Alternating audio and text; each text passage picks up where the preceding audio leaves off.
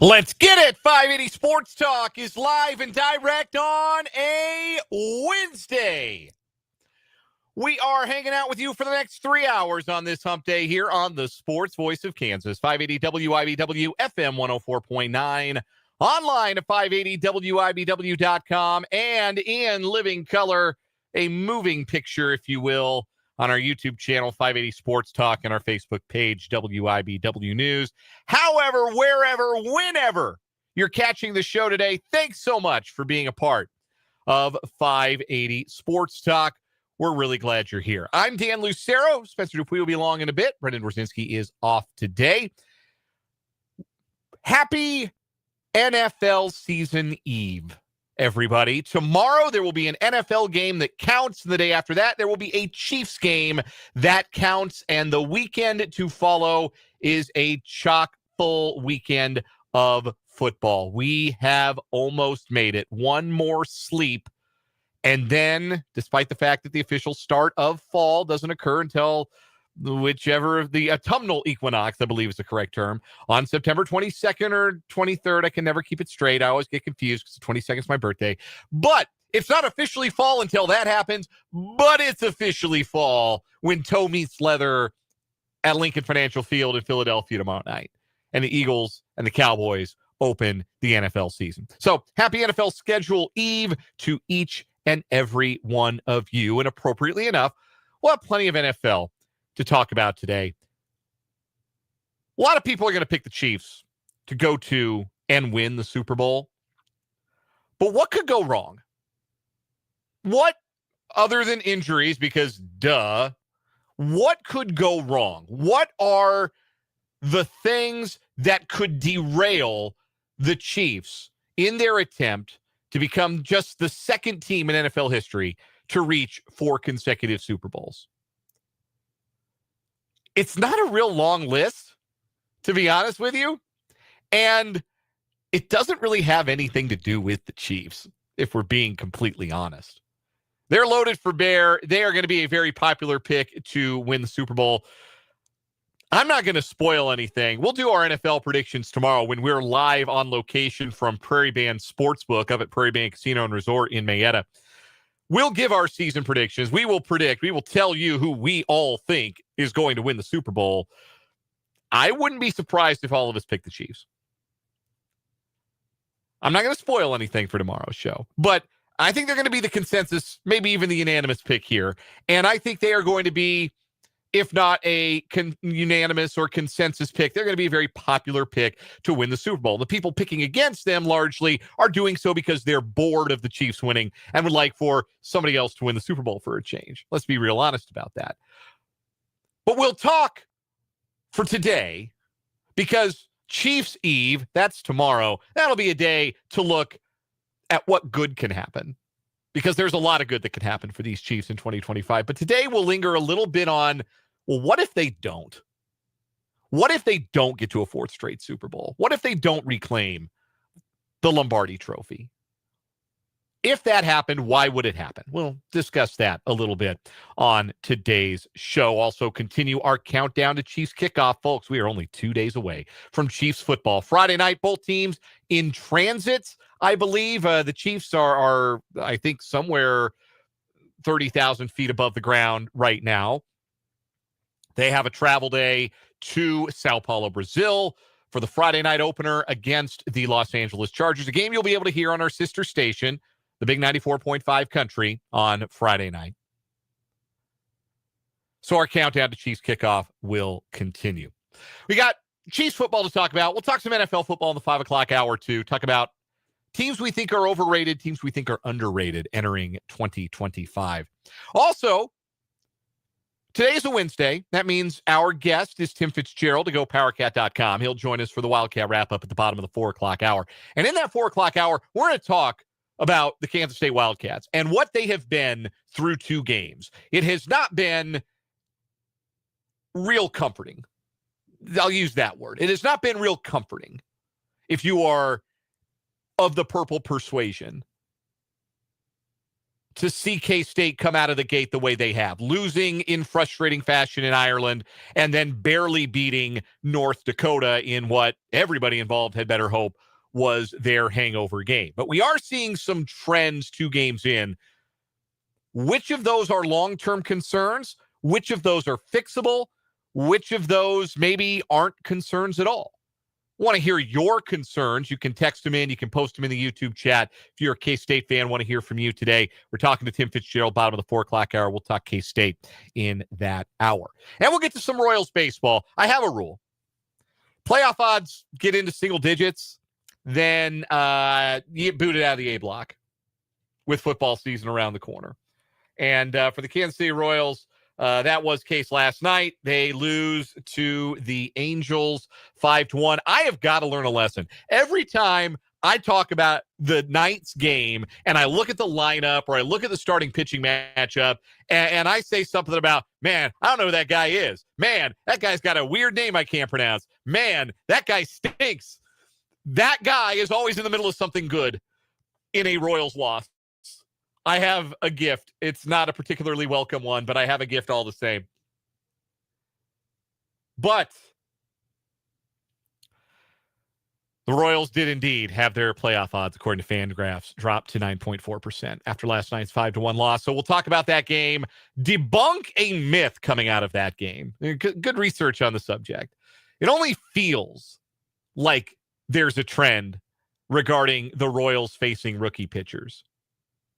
It only feels that way. It especially felt that way after Mitch Ferris broke it off in him last night, a guy I'd never heard of 24 hours ago.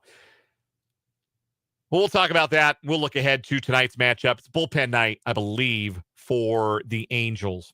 Royals have Ryan Bergert on the bump. 6 o'clock pregame, so we'll take you up until then. 6 o'clock pregame, 6:40 first pitch from Kauffman Stadium tonight. And we'll do our typical Wednesday shenanigans. We'll have headlines. We'll do One Gotta Go. We'll have another round of What Is Wrong With You. All that and more coming up here in the next 3 hours on 580 Sports Talk. Want to hear from you? The text line is open, 785-272-9429. That is 785-272-9429. Can also jump into the YouTube chat with your thoughts, your questions, your comments, your concerns. Interact with your hosts. Interact with your fellow listeners. If you are watching on the YouTube stream, the name of the channel is 580 Sports Talk. Go subscribe to the channel. We have reached our 800 subscriber stretch goal. In 2 weeks, Brendan Drzezinski and I are going to arm wrestle. That was our promise, and we will deliver on that promise. The next stretch goal is 900. That's the next stretch goal. We added 4 new subscribers yesterday. Can we match that number today? Is the next subscriber you listening who have not yet subscribed to the YouTube channel? Go subscribe. Pull up YouTube on your phone right now. Do it. Search 580 Sports Talk. Do it right now. You're just sitting there. Your phone is in your pocket. You are always on your phone. Open the YouTube app. Search 580 Sports Talk. Hit that subscribe button. Doesn't cost you anything but a click, and it makes the number go up and gets us closer to some more shenanigans here on 580 Sports Talk. Appreciate everybody who is in the chat today. Shout out to Christopher. The Bard is in. We'll hear from the Bard in a little bit. Mark H. Vance. Trevor, good to see you. Good to hear from all of you. Appreciate you being in. Trevor with an early take on something we'll get to in headlines. Today was a dark day for legal and illegal televised sports. We're going to get to that in our headlines. Trevor saying ESPN is really going to add commercials to Red Zone. We used to be a proper country. Facts, Trevor. 7 hours of commercial-free football was always the promise from Scott Hansen. And now we don't even get that. That's the world we live in. Everything getting just a little bit worse every single day. And us unable to do anything about it. All in the name of what? A buck? That's the world we live in. Everything gets a little bit worse every single day. Our quality of life, grocery prices, everything gets a little bit worse every single day. And included in that is now we got commercials on Red Zone. Painful. Sad day. Sad day. Sad day for America. Anyhow. Appreciate you weighing in. Hello to Richard who's in the chat. Appreciate you. Look forward to having some good activity in the chat today over on our YouTube stream. One more quick reminder before we really get into the show today. I mentioned it earlier, but we will be live tomorrow from 3 to 6 out at Prairie Band Sportsbook at Prairie Band Casino and Resort in Mayetta. It's going to be a great day to be at the sportsbook because it is the start of the NFL season. The Cowboys and the Eagles, what better place to watch it than the sportsbook? Get some action down on it, get your futures bets in, and some great opportunities. If you, up until September 8th, this is true. This is true today if you go. This is true tomorrow if you go. This is true until September 8th. If you make a $10 bet at the window at Prairie Band Sportsbook, you get a $10 free bet or $10 in Prairie Cash, whichever you want.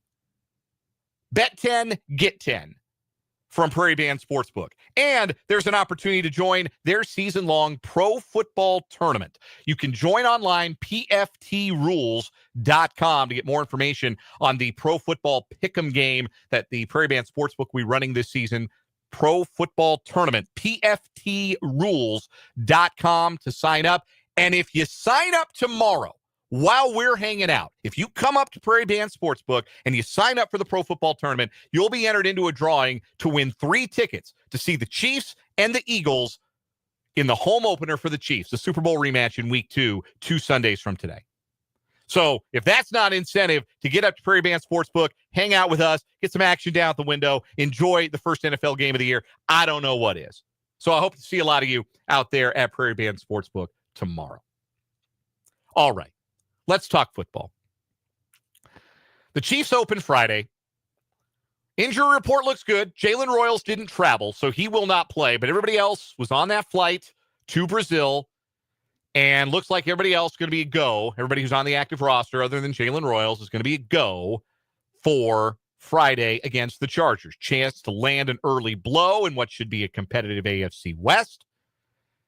Chance to show that there's no Super Bowl hangover, chance to show a new look offense, all of these things that we are anticipating seeing from the Kansas City Chiefs in 2025. They are not the consensus pick. They're not even going to be the most popular pick to win even the AFC, never mind the Super Bowl in 2025. That's what happens when you get dismissed from your perch as rudely as the Chiefs were in Super Bowl 59 by the Philadelphia Eagles. And everybody wants to be the one who can say they called it when somebody snatches the crown off the Chiefs' head in the AFC. So a lot of people are going to pick Buffalo, and a lot of people are going to pick Baltimore, and I get it because Buffalo's been on the cusp for a handful of years now, and Baltimore might have the best roster, 1 to 53, in the AFC. Obviously, health permitting. And by the way, for this whole conversation, you can assume injuries, obviously, part of the game. The Chiefs avoid major injuries, they're going to be a contender. If they don't, well, we saw what happened to the 49ers last year, right? They felt like a Super Bowl contender coming into the season. They did not avoid major injuries, and they missed the playoffs. So, duck major injuries, and we kind of know what the Chiefs are going to be because we know what they've always been as long as Patrick Mahomes is their quarterback and Andy Reid is their head coach. But what could go wrong? What could go wrong for the Chiefs in 2025? It is kind of mind-blowing. Like, I don't think about it, maybe, but Matt Verderam brought it up when we had him on yesterday, our NFL insider, that the Chiefs are one bad half of football against Cincinnati in 2021's AFC Championship game away from having gone to 6 consecutive Super Bowls. And even that one bad half, they still got to overtime. Right? So it's one bad half and one bad possession in overtime. That's the only thing separating the Chiefs from 6 consecutive Super Bowl appearances. And the old overtime rules might be the only other thing keeping them from having been to another Super Bowl before that in Mahomes' rookie year. And on paper, I'm of the belief this is a better all-around roster for the Chiefs entering 2025 than either of the teams the last 2 seasons had, and both of those teams went to Super Bowls. It is harder, in fact, for me, and perhaps for you, to picture how it could not happen for the Chiefs in 2025 than it is to picture it happening. Going back to the big game for a fourth straight year, something only the 90s Bills have ever done. Because when you think about the things on the Chiefs roster, okay, what about this roster could be a fatal flaw? What about this roster could keep the Chiefs? And again, we're tossing injuries out the window here. What about this Chiefs roster could keep them from accomplishing the goal of getting back to and winning the Super Bowl? Well, okay, you can start with the left side of the offensive line, right? I mean, they got a brand new left tackle, Josh Simmons, less than a year removed from a major injury to his knee. The 32nd overall pick, being pressed into duty as a starting left tackle, trying to solidify a position that has not been solidified really in the Mahomes era. And next to him, to his immediate right, a first-time starter, a second-year pro at left guard, Kingsley Suamataia, who, to put it kindly, had a rough go in the first two preseason games before at least showing well enough in the third to believe in the potential again. But still, that's a big old question mark on the left side of the offensive line. What happened the last time the Chiefs had a question mark on the left side of their offensive line? Oh, right. They went to a Super Bowl. They went to last year's Super Bowl with a question mark on the left side of their offensive line. When Kingsley Suamataia was benched 2 weeks in, when Joe Thuney had to kick to left tackle because the other solutions weren't working, and you had a career-long left guard playing out of position. That patch held until it didn't, but it held long enough to get through the AFC.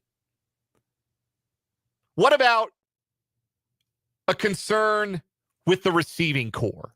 Because it has taken a bit of a hit early this year.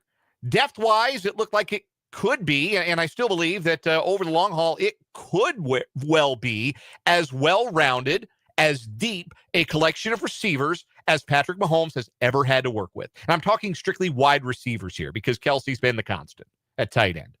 I'm talking about strictly the guys at wide receiver. This could be the deepest and most talented group that Mahomes has worked with. But it's already taken a bit of a hit with the 6-game suspension to Rashee Rice, with Hollywood Brown being held out most of camp in the preseason, with Jalen Royals now down with a knee injury. And again, the belief is that it is not serious. If it had been a more serious thing, he probably would have started on injured reserve. And the hope is he'll be back real soon. But already an injury-related hit or two and a suspension-related hit to this wide receiver group. So what if it struggles to find consistency? And what if you have guys in and out of the lineup? Hollywood Brown can't stay healthy, which has been the story of his career. And Rashee Rice is out already for 6 games. You know you're not going to have him for a third of the regular season, more than a third of the regular season. Inconsistency at wide receiver. When was the last time that was the case? Oh, right, last year and the year before that. What did the Chiefs do in those 2 years? Went to Super Bowls and won one of them. There really isn't anything that this Chiefs team in the Mahomes era hasn't proven that they cannot overcome if it is in some way self-inflicted, if it is in some way a flaw in roster construction or underperformance on the roster, or, again, a rash of injuries, but not devastating ones. They have overcome any obstacle they have placed in front of themselves. They have stuck sticks in their bicycle spokes and kept on riding. So what actually stands in the Chiefs' way in 2025? Honestly, it's the competition. But it's the competition doing what they've never really done against the Chiefs. Out-execute them in a game that matters and rip the crown clean off the heads of Andy Reid and Patrick Mahomes and Chris Jones and Travis Kelce and the rest of the Chiefs. And the burden of proof is in Buffalo and it's in Baltimore. To say nothing of the second-tier contenders like Houston or Cincinnati, who have bigger problems than the big problem the Bills and the Ravens have, which is they have a Chiefs problem. They can't beat them in January. And so that's what gets me when you hear the pundits, when you hear the national media talking about the AFC, pick Buffalo, pick Baltimore. That's fine. That's understandable. Talent-wise, there's certainly good reason to do that. But they haven't beaten the final boss. They haven't rescued the princess. They haven't beaten Patrick Mahomes. Why would I think they can until they do? And why don't they? Because they don't execute like the Chiefs do. They're not as disciplined as the Chiefs are. They don't finish games like the Chiefs finish games. They don't scheme like the Chiefs scheme. They don't prep like the Chiefs prep. And they don't have Patrick Mahomes. For all of the manifest gifts of Josh Allen and Lamar Jackson, and yes, that second tier of contenders quarterbacks like Joe Burrow and C.J. Stroud, they ain't 15. End of the day, that's been the story. So the thing that stands in the Chiefs' way is that burden of proof. That fact that the oblate spheroid can bounce funny. And maybe this is the year it bounces Buffalo or Baltimore's way. But would you bet on it? Why would you? You haven't seen it. That's where the big threat to the Chiefs lies this year. Buffalo has a lot of continuity on their roster. I have some questions about all the contract extensions they gave out to a bunch of guys I think are just kind of pretty good. Like what the Chiefs have done is, and outside of Mahomes, this is true, the guys that they've had for the long haul are elite guys, like elite guys. I don't know that Buffalo's paying elite guys. I think they're paying pretty good guys, but they're not paying elite guys, which makes it harder to add elite guys when you have an opportunity, when you're paying pretty good guys a whole bunch of money. But it's a good team, and they've got a lot of continuity, and they've got Josh Allen, who is a weapon in every single way. Every time he takes a snap, he's a weapon. He's liable to make a play that puts points on the board. He's incredible. Baltimore, like I said, I think they might have a better roster than the Chiefs. Top to bottom, 1-53. I think they really might. And I love Lamar Jackson. I'm a huge fan of Lamar Jackson. He's never won anything. And a lot of times it's been his own fault. He hasn't played well enough in those big moments to win those games. So those are the teams. Those are the teams standing in Kansas City's way because the Chiefs have proven, look, anything we got wrong, we'll figure it out. We'll power our way through it.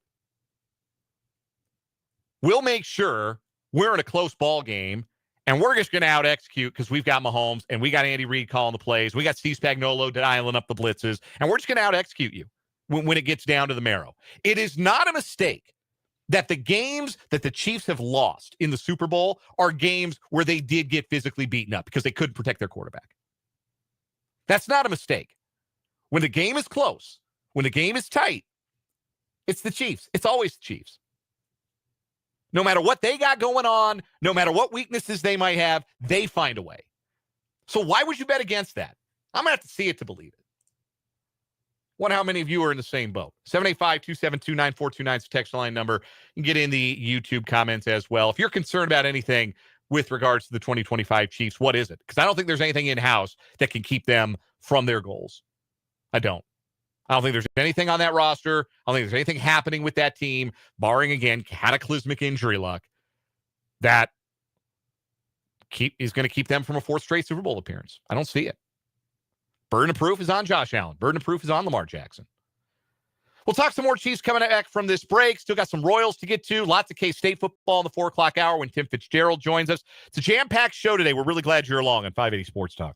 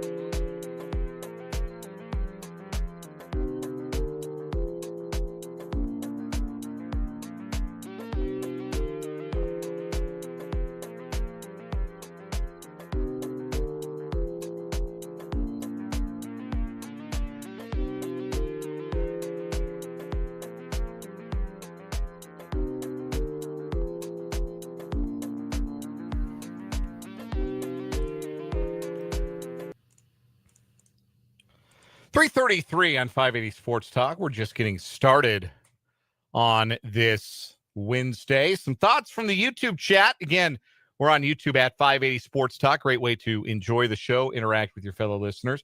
Good line from Tyler in the YouTube chat. No one's in Kansas City's way. Kansas City's in theirs. That's probably the best way to look at it. And I think that's probably how they look at it in Buffalo and Baltimore, too.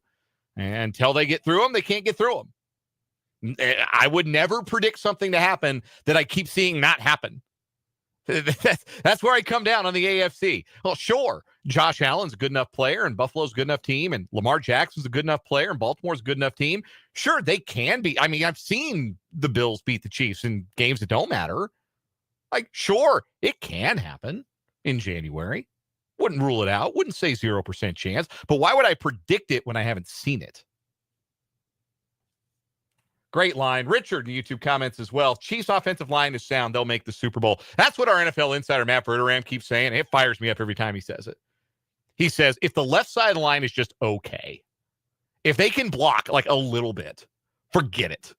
It's over.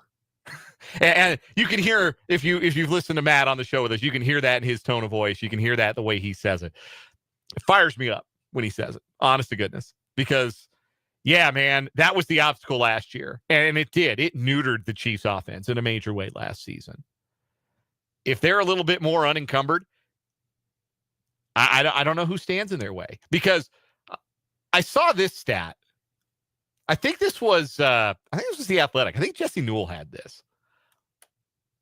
But it's just preseason, obviously, so, grains of salt. But Patrick Mahomes' average depth of target in the preseason this year was the highest of his career.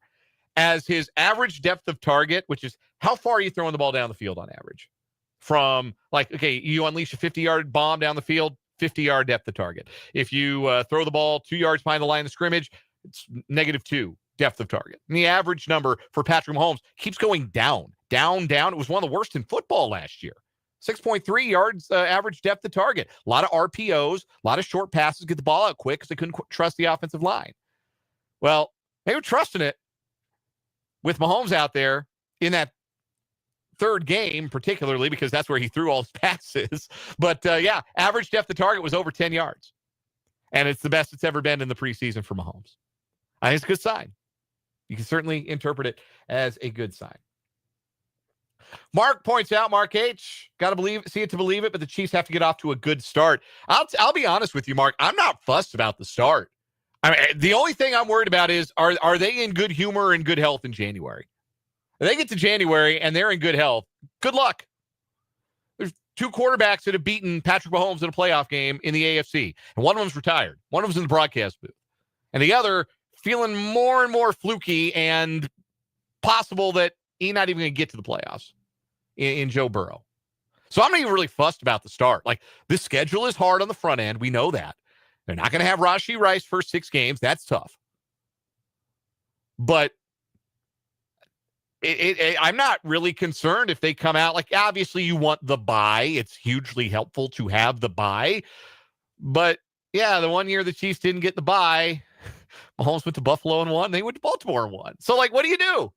What do you do? What obstacle? There's that old adage that people use and they make memes from it. The old adage about God only giving his toughest battles to his strongest soldiers. And there's a meme out there of Patrick Mahomes facing up to God and saying, "Give me tougher battles." That's squaring up to the football gods. Give me tougher battles. So that's Mahomes in the AFC. Give me tougher battles. It is 2 days, two days until the Chiefs kick off the 2025 season in Brazil against the Chargers. Number 2 on our Chiefs countdown to kickoff. We have stuck with the bit all the way through to the final days here.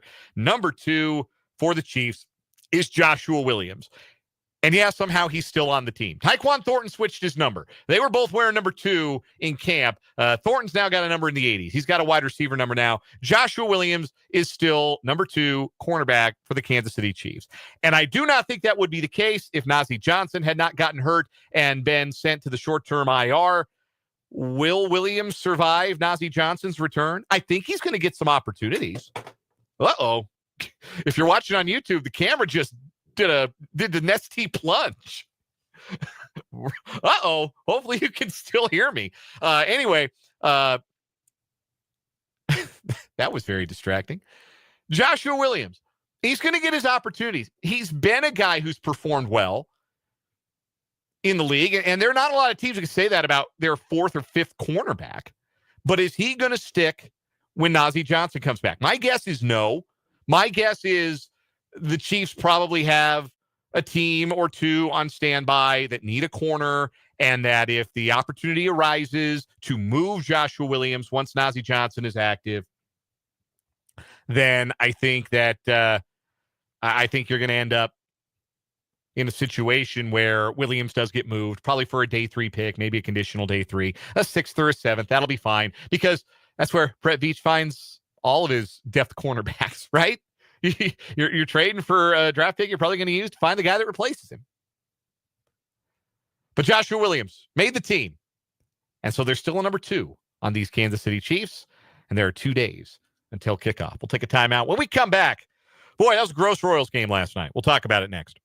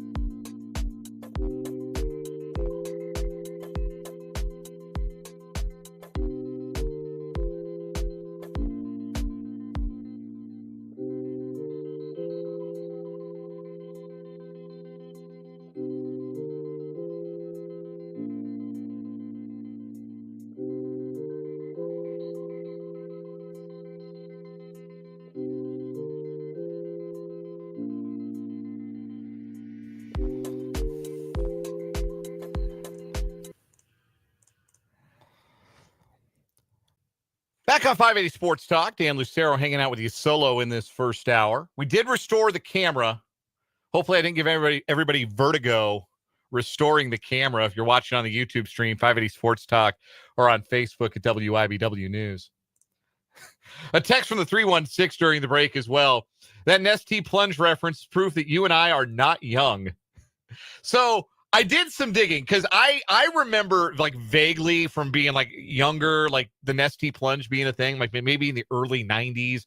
But I know it's an older reference than that originally. I guess the first commercials were in the late 70s, and then they kind of brought it back in the 90s. That's where I remember it from. But it's a very washed reference. Like I am going to be surprised. I'll ask Spencer when he joins us later in the show if he knows what that means.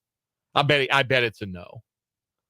But yeah, man, I guess that does prove I'm getting up there in years if I'm referencing things that were in commercials when I was 6 years old in the early 90s.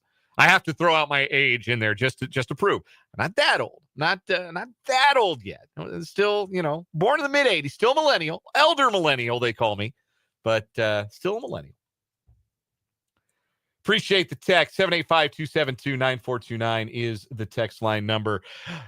Royals lose last night to the Angels 5-1. All those guys whose names I'd never seen before, didn't know how to pronounce at the bottom of the Royals Angels order. Well, they got all the insurance runs for the Angels last night after Joe Adell's go-ahead home run in the sixth. Royals were one pitch away from getting out of the sixth with a 1-0 lead, but Adell hit the 2-run homer, his 30th home run of the season, and the Angels were able to tack on late. Shout out to Bryce Teodosio. I owe him the respect of getting his name right. He was in the middle of a lot of good stuff for the Angels last night, late in the game. The Royals couldn't do anything after Vinny Pasquantino brought in Bobby Witt Jr. with a sac fly that gave them the 1-0 lead. They did diddly squat after that, made Mitch Ferris look like a future Hall of Famer. And the playoff odds took a hit accordingly. They are below 10% on Fangraphs now, 9.4%, 14.9% according to Baseball Reference. Let the Bard weigh in here. Christopher, who we call the Bard, he's got his Royals poems he graces us with from time to time in the YouTube comments. An unfortunate time for a swoon. It's as if they went back to June. They don't get it right beginning tonight. Playoff hopes will evaporate soon. Right on the nose, Christopher, with that. Now, it only feels like the Royals messed the sheets against rookie or debuting pitchers, because that was my first reaction too last night was, oh my God, they made another rookie look like guy's going to win 10 Cy Youngs. 14th round pick, and they had him out there looking like Johan Santana in his prime from the left side. But the statistical record doesn't support the theory that the Royals struggle against those guys particularly. Their numbers against rookie pitchers this year, David Lesky had these on social media. I caught him on Blue Sky. I don't know if he had them on his X account or not. But David Lesky posted the numbers. Royals against rookie pitchers this season, pitchers who qualify as rookies. They have the 6th best average of any team in baseball against rookies. They hit 264. They have the 11th best on-base percentage against rookie pitchers, 334.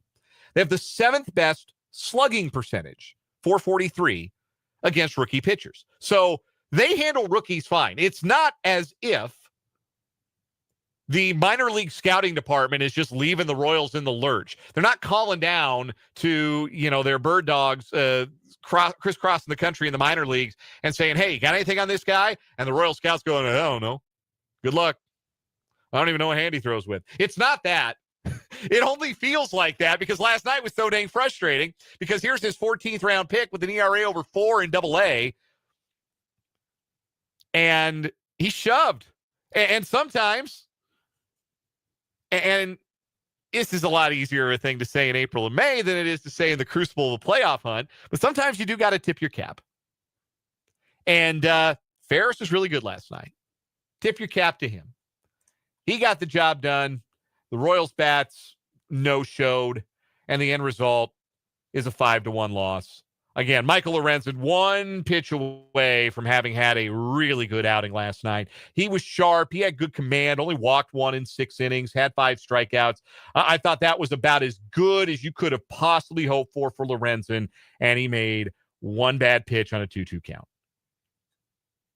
And it effectively ended the ballgame because the Royals, they didn't really do much of anything. They had the leadoff man on in the 9th, but it was 5-1 by that point. They only had 2 base runners in the final 4 innings after the Angels took that lead. 3 base runners, excuse me. I forgot Witt walked to lead off the 6th before Vinny grounded into a double play. And then John Schreiber, speaking of messing the sheets, had a bad outing, and he was probably due for one. It had been a while since Schreiber was really bad. He gives up the doubles to Taylor and Peraza, and then another run scored on the wild pitch. And then it's 4-1, and it feels like it's getting awful late. I mean, even at 3-1, if you could have kept it at 3-1, okay, fine. Bloop and a blast. Angels bullpen's not great. You're still in it. But that wild pitch, 3-run deficit feels a lot more daunting than 2. It just does. It's a psychological thing. So the Royals lose the game, and they're running out of mulligans, man. Like that's the fact of the situation. They are running out of mulligans. Now, Seattle did lose again last night. Boy, you talk about a team leaking oil. Mariners lost to the Rays last night. They coughed up a 3-2 lead late and lost that game. Excuse me. They had a 3-2 lead. They coughed it up. They scored 1 in the 9th, but they were down 2. So the Rays lost again last night. The Guardians at least lost. All of a sudden, Tampa Bay is only 3.5 games out of a playoff spot. They're sticking their nose back in the conversation. The Royals are still only 2.5 out. Texas lost last night. They ain't gained any ground. Like, last night's loss was not fatal, but you're running out of time. I feel like Jack Bauer every episode of 24 telling the Royals, we don't have much time. We're running out of time. That was a running gag on that show. Wait, you guys remember 24? Did you guys watch that one when it was on Kiefer Sutherland, Jack Bauer? I loved that show. I loved 24. But it felt like every episode, every hour of the day, Jack Bauer was telling somebody, we don't have enough time. That's got to be the message in that Royals clubhouse, man. You don't have time. You don't have time to be dillying around and getting shackled. That's the word I was looking for. Getting shackled by a rookie pitcher making his debut. Can't happen. Can't happen.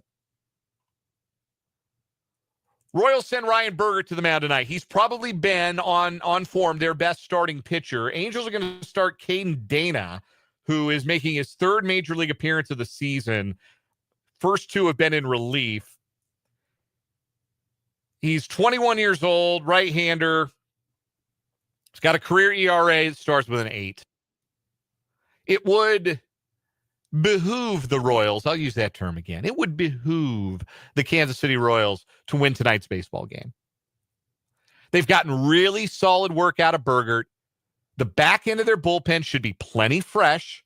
It's been 3 days since we've seen, Urseg and Estevez. Those guys should be plenty fresh tonight to get to those guys if you can get out to any kind of lead. Berger gets you into the 6th. He's gotten at least into the 6th in every single one of his starts for the Royals. They need it. They need a win. I said they got to go 5-1 on this stretch of the homestand. Well, they lost the first one. There's your mulligan. Time to press the gas. And I don't know where last night's game come from. I don't think this is a team. I don't watch this team and think that they're pressing. I do think that they are a little too left-handed to deal with left-handed pitchers right now. That they are so short of reliable bats from the right side that they ended up with a bunch of lefties, and Ferris was able to take some advantage of that. Vinny Pasquantino didn't have a hit last night. Mike Yastrzemski, 0 for 4, didn't have a hit last night. Adam Frazier, 0 for 3 with 2 strikeouts. Kyle Isbell, the only lefty in the lineup, got a hit. They'll go to the lefties tonight. Jack Caglione's back in the starting lineup. We'll get to all that in the 5 o'clock hour. But if left-handed starters are going to be kryptonite for this Royals team, at least as long as Jonathan India is on the shelf and you can't mix and match quite in the way that you want to, that's going to make it even harder to win the number of games you need to win here with the rest of the month of September. We'll take one last break. Come back. We will wrap up this hour of 580 Sports Talk next.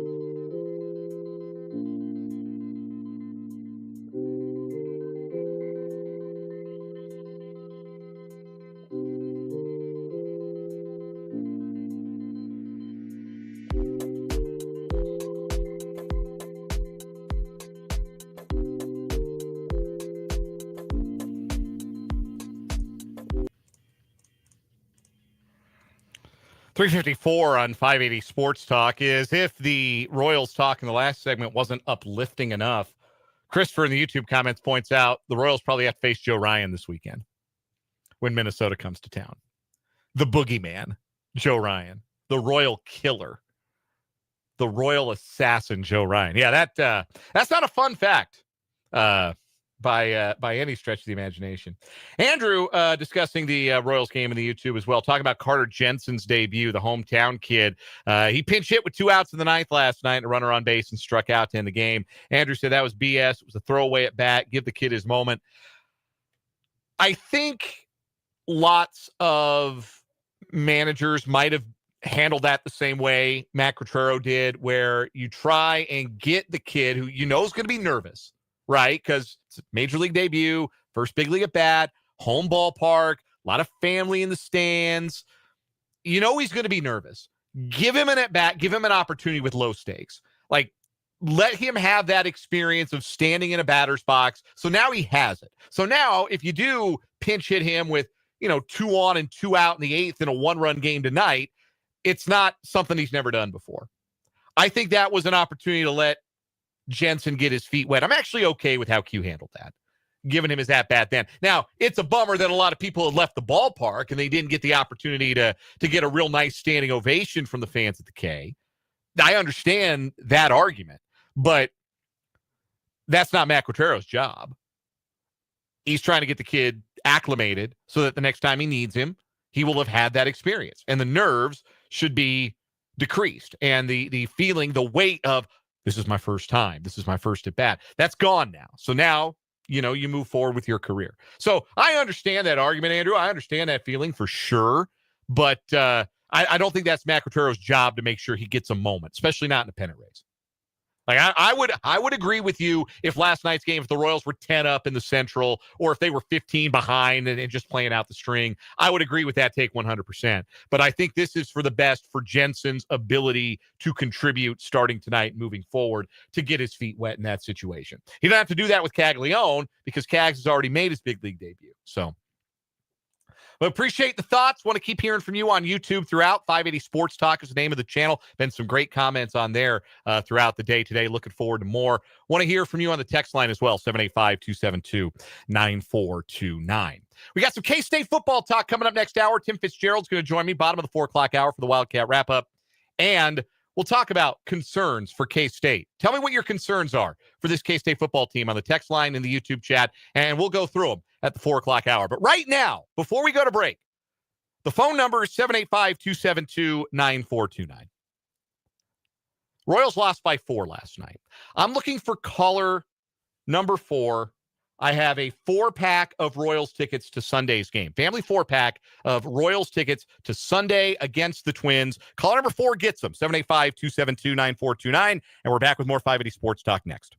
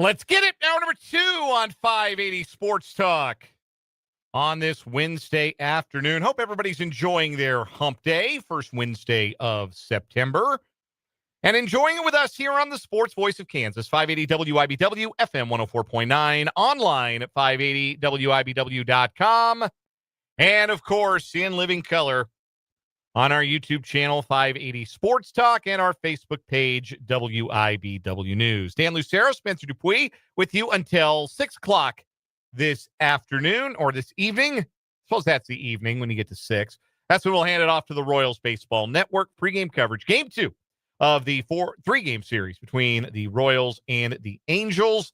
Ryan Bergert, Caden Dana, your scheduled starting pitchers. First pitch from the K tonight at 6:40. Tomorrow, when we join you here on 580 Sports Talk, Brendan Dorzinski and I will be at Prairie Band Sportsbook up at Prairie Band Casino and Resort in Mayetta to celebrate the start of the NFL season. The football kickoff bet and get is still going on at Prairie Band Sportsbook. It continues today through September 8th. If you present any $10 bet to the sportsbook counter, you get a $10 free bet or $10 in Prairie cash. $10 free for a $10 bet at the Prairie Band Sportsbook. Also, you can join the Prairie Band Pro Football Tournament.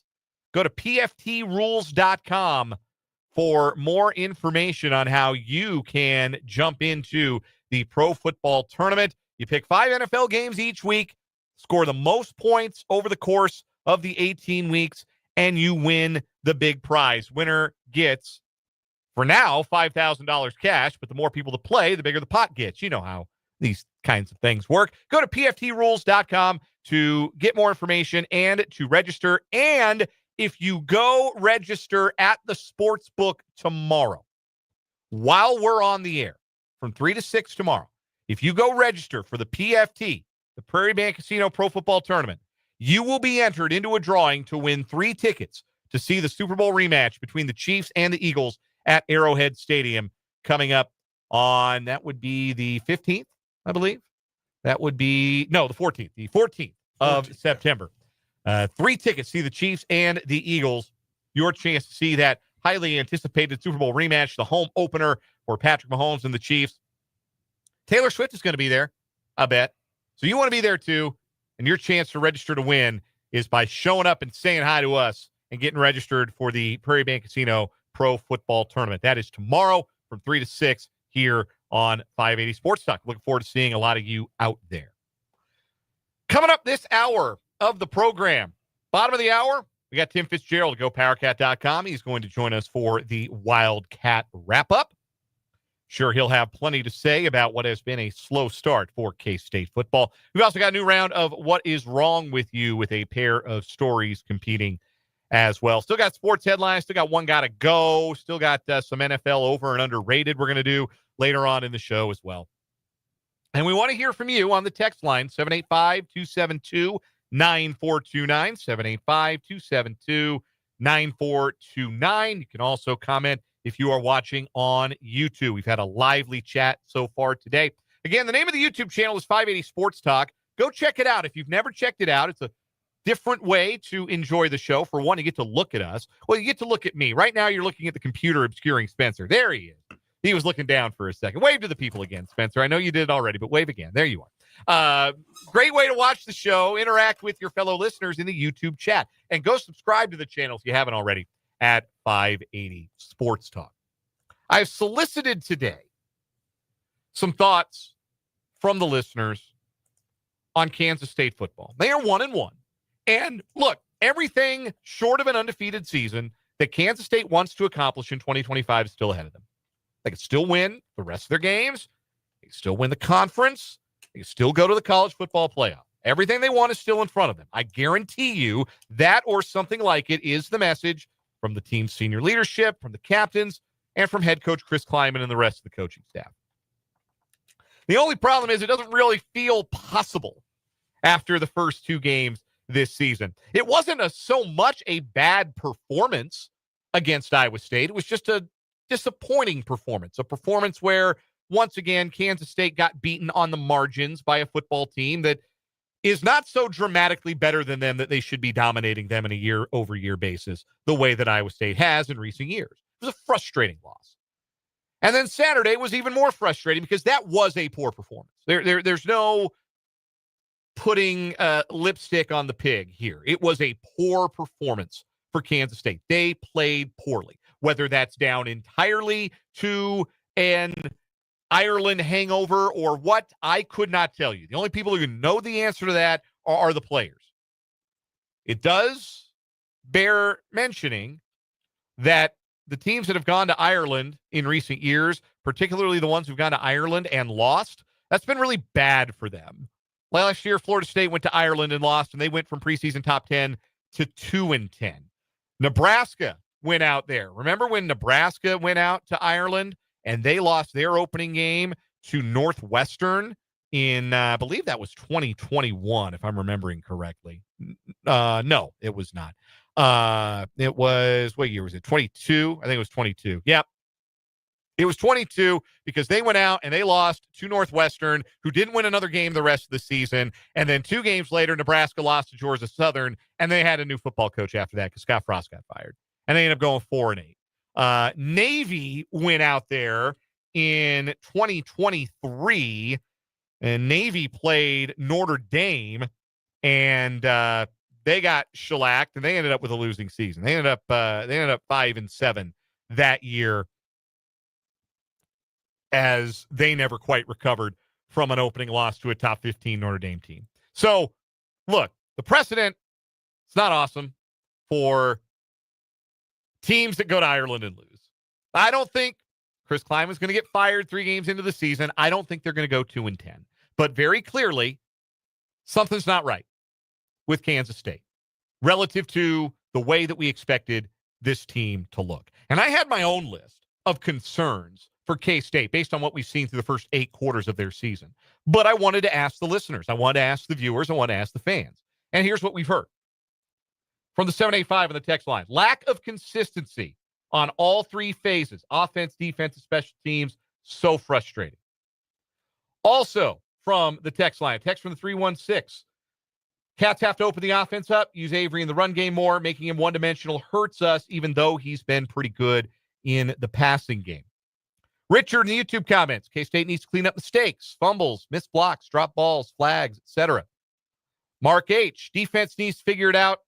That's my issue, that side of the football and special teams as well.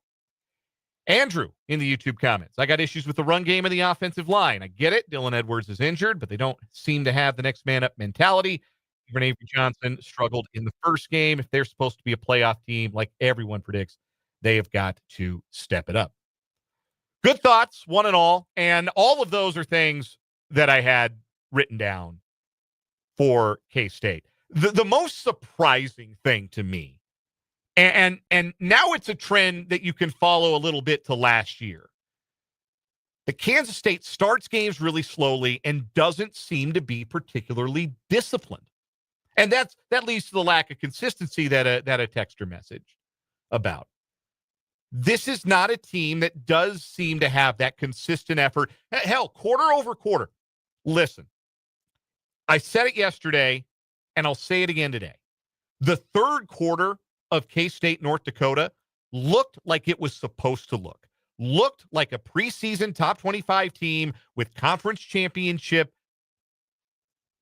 desires and hopes playing against an FCS team. That was what it was supposed to look like, was the third quarter. The problem was the effort in the first quarter when they came out and started slow, went 3-and-out on their first drive, fell behind. The effort in the second quarter, that was where the discipline was really shocking. You had a bad face mask penalty away from the ball, wiped out back-to-back sacks. It was going to be 3rd and a zillion for North Dakota, and instead that drive stayed alive. I think it was the same drive where running into the kicker kept the drive alive, running into the punter keeps the drive alive. And North Dakota, wrong ND. North Dakota ends up scoring and takes a lead into the locker room. That's the kind of stuff that for years and years, and even under Chris Klieman, this is not a thing that I say, oh, this is a hallmark of Chris Kleiman's teams, because it's not.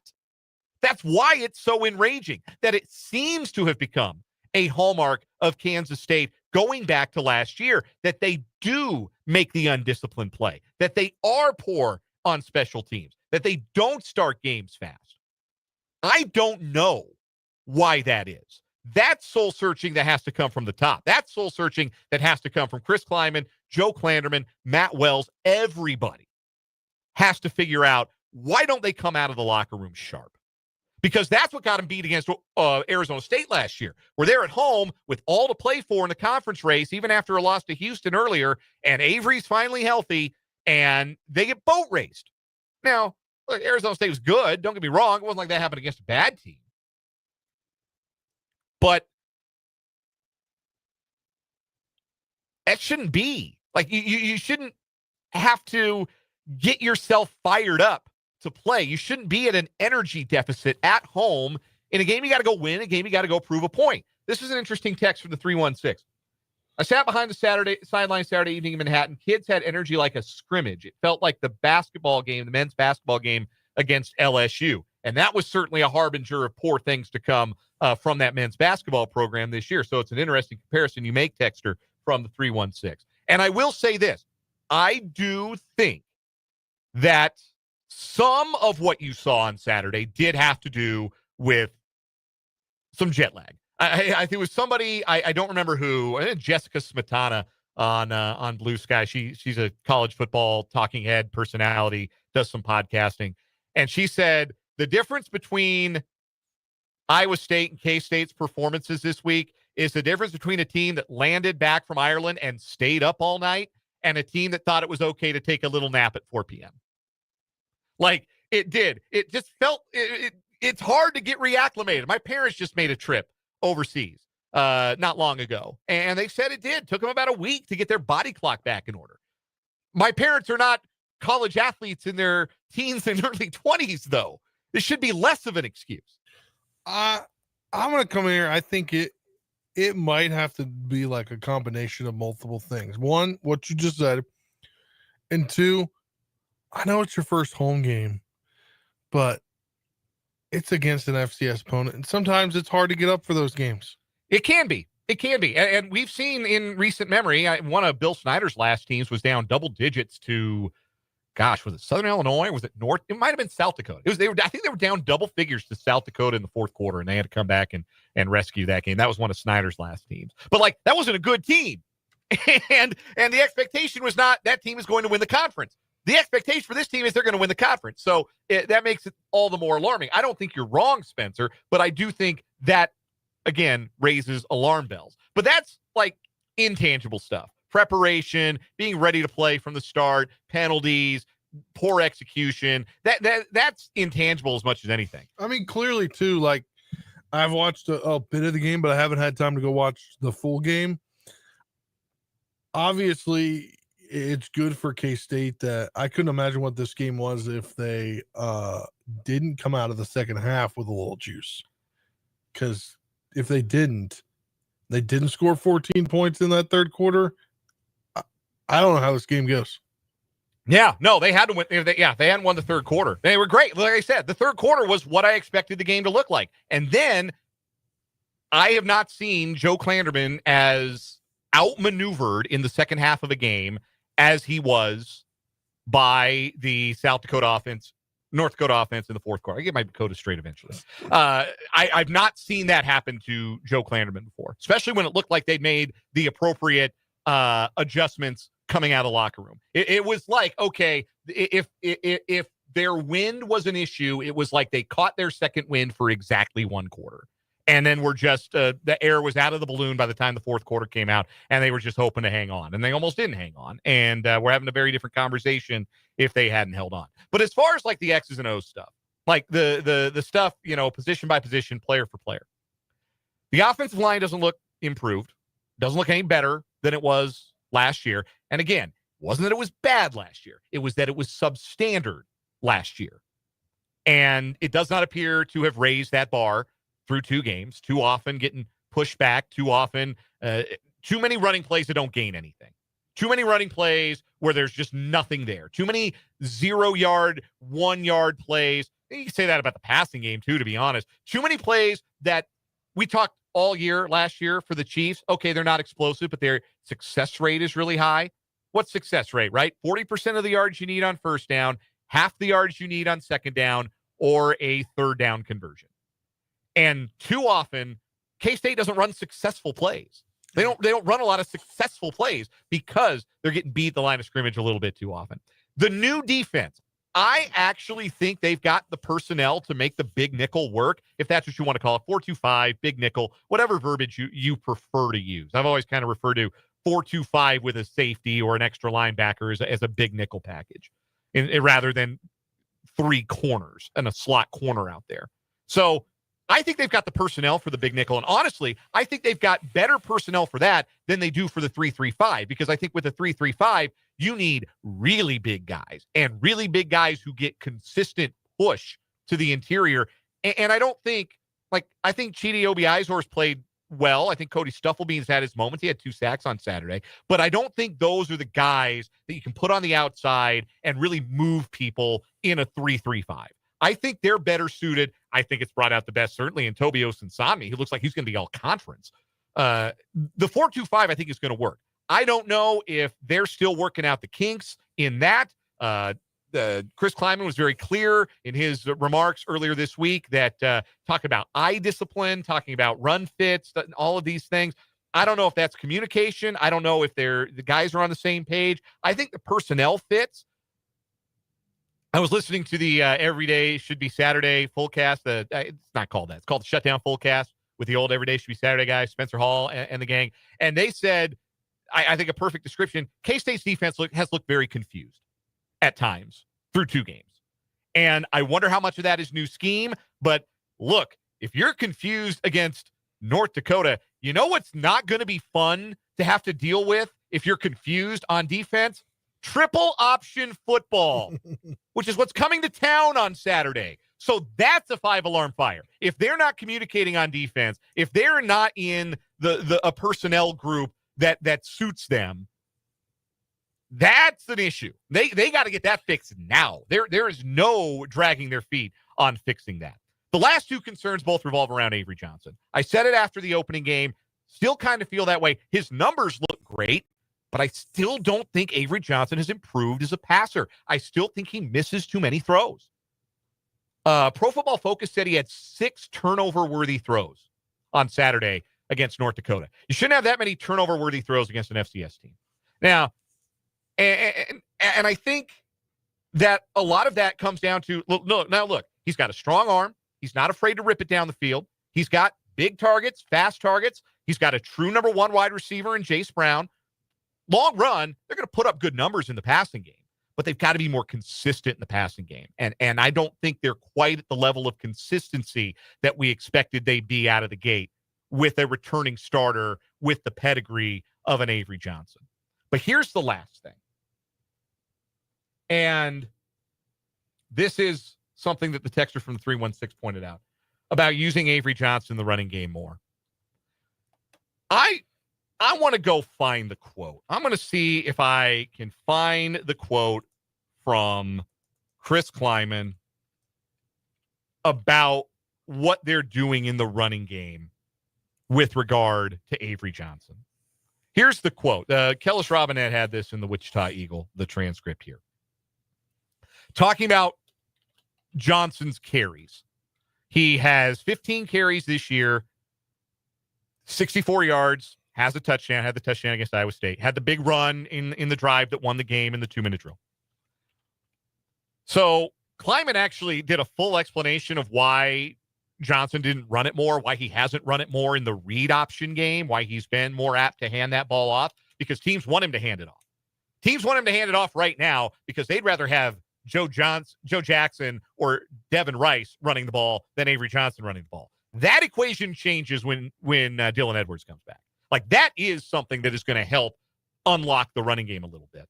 But this is a quote from Kleiman talking about the running game with Johnson. I don't want to do that with the kid 15 times or even 9 times if we don't have to.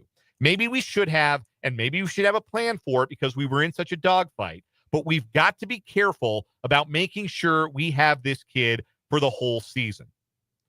He goes on talking about Matt Wells calling those run plays for Avery. Wells is really wise on that and smart on that. He can say, I've probably got to get him more carries, but I'd like those carries to be on the perimeter and not strictly downhill where you're getting tangled up. He's bigger, he's more durable and stuff, but son of a gun, if somebody cuts his legs out and he gets an ankle, all of a sudden we don't have the mobility. It is a valid concern that Kansas State does not have a backup on their roster to play a lick of college football, play a lick of Big 12 football. I understand that. But are you trying to win or are you afraid to lose? Because if you're afraid to lose, you're afraid to put Avery Johnson in a position where maybe he gets hurt, but hey, maybe he pops a big play. Maybe he keeps the offense on schedule. Maybe you have more success on those first down plays. Maybe you drive the ball more consistently. Maybe you score more consistently. Maybe you don't have to be in a dogfight with North Dakota. I get, okay, he's not Colin Klein, right? I said that after the first game. You can't run him 25 times. You can't run QB power or QB sweep all game and have him lower the shoulder and bang into guys because that's how Colin Klein was built. He's not the same guy. But you got to get him on the move because right now with Dylan Edwards out, he is the best runner of the football that K-State has. And if you're coaching afraid to get a guy hurt, that's the same as coaching afraid to lose. And if you coach afraid to lose, you know what's going to happen? You're going to lose. You're going to lose. Yeah. So that, to me, those are the two biggest concerns for me. Number one is, are they settled in this new 4-2-5? Because if they're not, Army will make it abundantly clear on Saturday. And number two, will they take Avery out of the bubble? Because, look, like I said, I'm not enamored with the passing so far, but I still think this kid is really good. I think he's outstanding. We got a texture from 785 says, who's more overrated, Avery Johnson or Dylan Raiola? I don't think either of those guys are overrated. Yeah, no. I don't think Avery Johnson's overrated in the least. I think you look at his numbers, he's pretty darn good. He's got some improvements still to do. It maybe hasn't happened as fast as everybody would have liked, but Avery Johnson's good, man. I don't know what you're watching if you think that he's maybe in the context of the Heisman discussion, like if you had either of those guys in your Heisman Trophy discussion, that was probably a little hasty. So in that regard, if you want to argue they're overrated, fine. But like Avery Johnson's good. But Avery Johnson will be better if they take him out of the bubble and let him try and go make some winning plays. Because he showed on that final drive against North Dakota, when you need him to make a go winning play, need him to go make a winning play, he can go make a winning play. There's still pieces. There's still a lot to like for this team. I think the defense long run will get it figured out, but they don't have the long run to get it figured out against a triple option, man. They got till Saturday to make sure they don't look as confused as they did against North Dakota. Otherwise, oh boy, Monday's going to be not a fun day to talk K-State football. We got to take a break. We got What Is Wrong With You coming up, and then we're going to talk more Cats with Tim Fitzgerald at GoPowerCat.com here on 580 Sports Talk.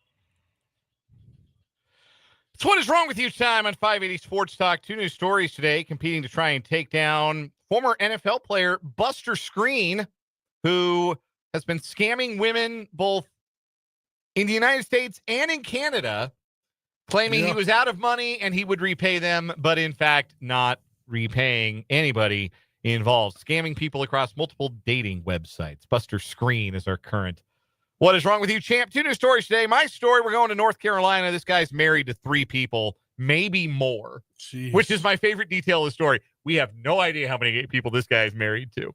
In April of 2025, the Davidson County Sheriff's Office Criminal Investigation Division initiated an investigation involving bigamy. Throughout the investigation, detectives found Harry Irvine Burdick Jr.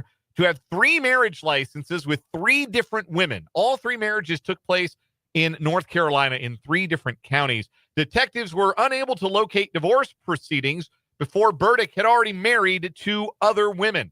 On Friday, August 22nd, he was arrested, charged with 2 counts of felony bigamy. Not 3. You can have 1. Yeah. You're allowed to have 1. I've got 1. Can't have more than 1. Nope. That's not allowed. Financial motivation and personal gain were the motives for Burdick. Personal gain is really funny. What could they mean by that? Yeah. The police say they believe there could be additional victims for this investigation. How many people is this man married to? Maybe he just loves reciting vows. Maybe he just loves, I doubt that. like, hiring DJs. Maybe he just loves getting his family and friends together to do the Cupid shuffle. Ever think of that? Maybe he just loves marriages. I've got a ton of questions about this. So is he getting married like in big old ceremonies, or is he going down to the courthouse to get married? Because how many times, like, who are your friends coming? Like, what? Like, right. It's probably courthouse, probably, civil things like that. All right. Your story today, quickly, please. Yes, we've had a similar story to this before, I believe last year. A Kentucky man allegedly flipped multiple vehicles with a skid loader after a civil dispute, quote, got out of hand. According to WBKO, 76-year-old Roy Spiker is facing multiple charges after he allegedly flipped at least 3 vehicles with the skid loader, then drove it towards another man's home on the property over a disagreement over company values got out of hand. It happened Saturday in Cave City, Kentucky, the Lexington Herald Leader reported. When speaking with the outlet, Treasure Trove CEO, it happened at Treasure Trove Park. Treasure Trove CEO Michael Barrick, who goes by Tuck, described Spiker as a person in rage. He told WBKO that Spiker became disgruntled because he didn't agree with some of the company's views and values. Barrick said Spiker stole a skid steer and tore through the animal sanctuary's fencing and flipped multiple vehicles, per the outlet's report. Cave City Police Chief Paul Reynolds told reporters with WBKO that the homeowner fired shots at Spiker when he drove the skid steer toward his property, but no one was injured. He described the situation as a civil dispute that got out of hand when speaking to the outlet. Spiker was taken to the Barron County Detention Center and will be charged with wanton endangerment, 8 counts of that, and 3 counts of criminal mischief. Barrick told the outlet that the incident resulted in around $750,000 in damages, and the investigation remains ongoing. So Treasure Trove Park seems like it's just like it's got a bunch of exhibits and educational events. They've got like life-size dinosaurs, and they've got they've got lots of things that seem that they could be really fun. Yeah. If you go to their website right now, ttpwowtown.com, there is like this whole manifesto about restoring damages and recover from theft transacted against us this week. Rampage Hate Gang hits TTP a second time. There are emojis all over the page. This is unreadable slop. Oh my God. So the people like in charge of this, they may not be all the way there, but it looks like it's just a fun place to take your friends and family. I can only imagine how it comes to be that a 70-something decides, yeah, I don't agree with your values. I'm going to tear stuff up in a skid loader. This is funny. So below all of that, there's pictures below that. It says new hours closed temporarily. Read above message. I am not going to read the above message. I can promise you that. That wins today. Yeah. I think that I want to know more about this story. I want to give this another day to breathe. Yeah. So I'm going to put this ahead of Buster Screen. We'll go with the old man in the skid steer as our champion, the Treasure Trove Park Destroyer. here as our new champ on What Is Wrong With You. Tim Fitzgerald joins us next for the Wildcat Wrap-Up.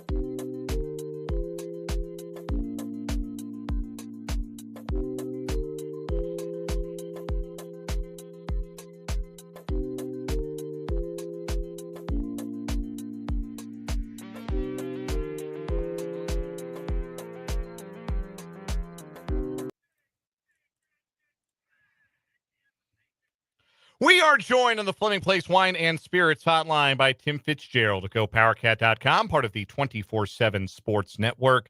Fitz and the crew cover the Cats like nobody's business. Become a VIP subscriber today to get access to all of their inside info. He joins us every Wednesday at this time for the Wildcat Wrap-Up. And Fitz, there were a lot of bewildering things about Saturday's K-State football game, but what bewildered you the most about the Wildcats' performance in that 38-35 win over FCS North Dakota? They just didn't look interested. I mean, I can't imagine putting in the amount of work you have to put in to be a college football player, and then one of your 12 guaranteed opportunities to play a game comes around and you just kind of go through the motions. And it really did look like they were just going through the motions and trying to get to the end of the game. And luckily they got to the end of the game with a win.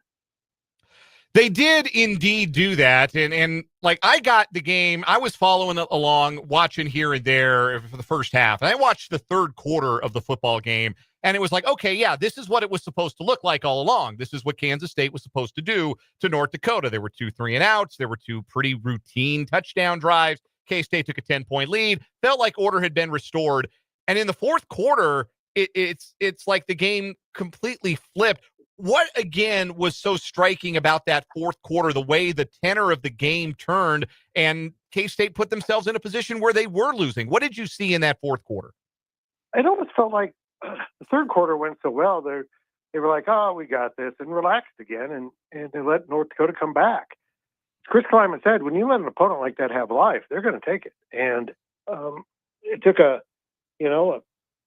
really well-focused drive at the end to get him in. And Avery, with his one big run of the day, was just enormous at that point. But yeah, I don't know. I don't know what it is, but this group is a little bit too casual in their approach to playing football for my taste. Tim Fitzgerald of GoPowerCat.com is our guest here on 580 Sports Talk. This is the Wildcat Wrap-Up. We went through earlier this hour and we solicited answers from our listening audience. What are the things that really concern you about what you've seen from Kansas State the first 2 games this season? And a common theme was discipline. This is a team that has committed bad penalties. This is the team that has seemingly made some schematic errors.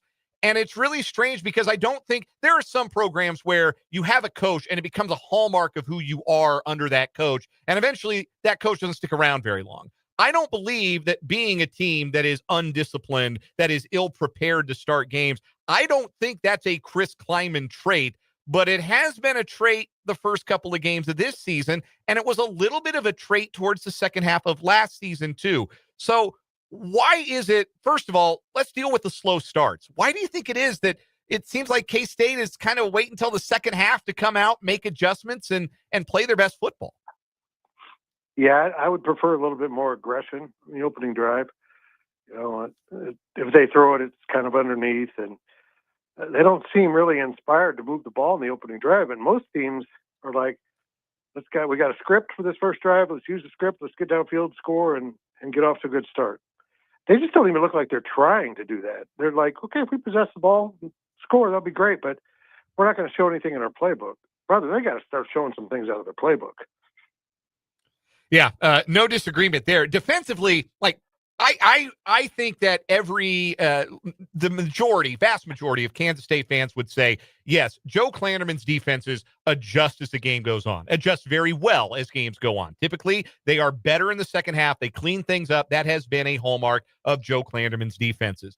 But here early this season, with the change to the 4-2-5, do you think it's taken a little longer than K-State would like to put some of that new defense, that new alignment into practice? Do they seem confused, or what would you say is sort of defining K-State's difficulties on defense, particularly against North Dakota on Saturday?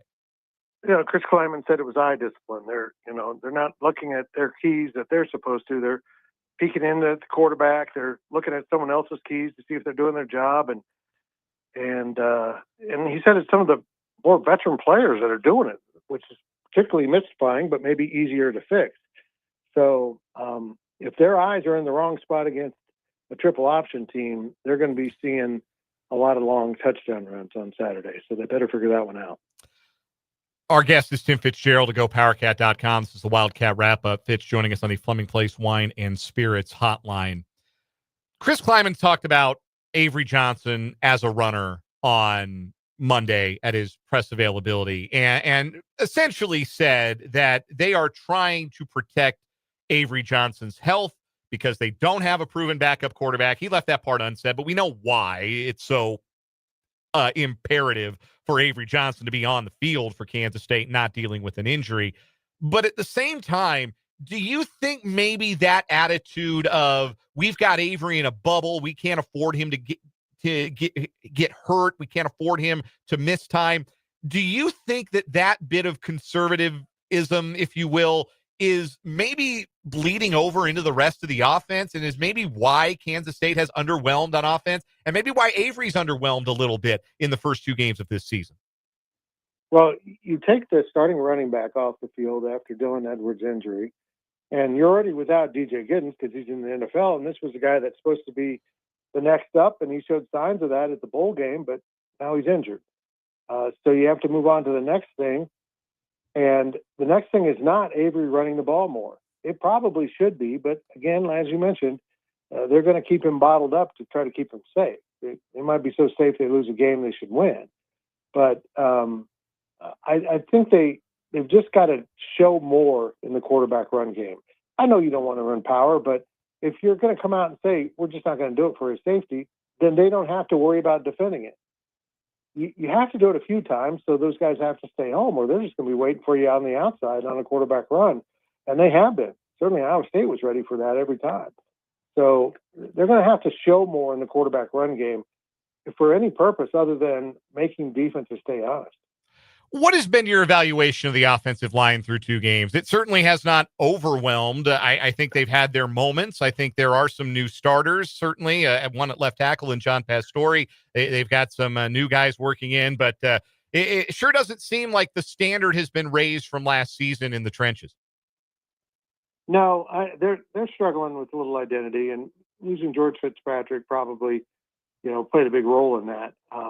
And now they've had to shuffle quite a bit on the right side. I feel like Gus Hawkins came in with his first real time and seemed to play pretty well. He made some mistakes, but the entire line's making mistakes. Even veteran guys are making mistakes.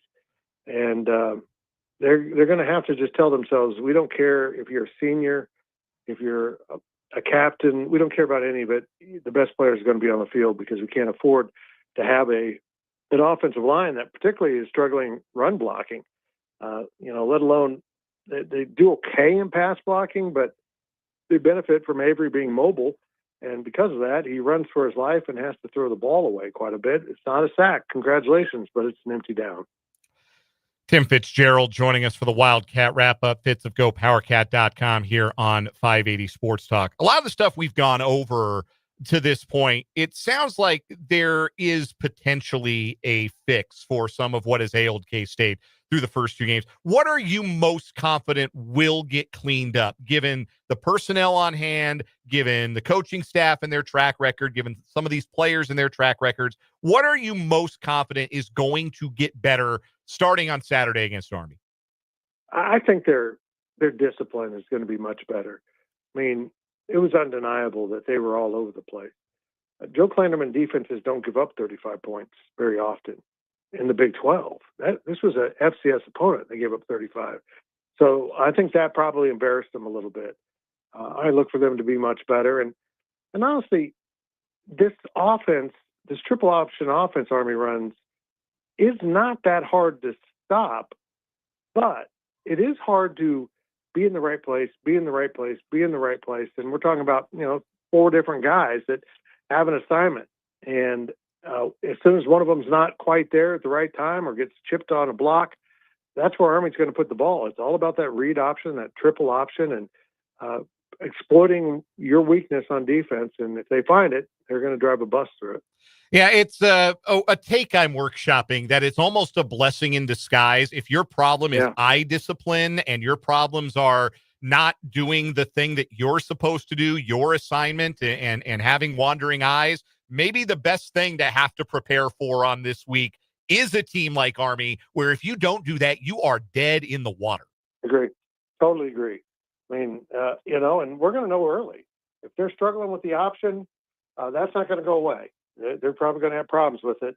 But if they keep it bottled up, I think they'll be okay. But again, it just takes one guy making one mistake, and next thing you know, someone's running down the field for a touchdown. A couple more questions for Tim Fitzgerald at GoPowerCat.com, joining us for the Wildcat Wrap-Up here on 580 Sports Talk.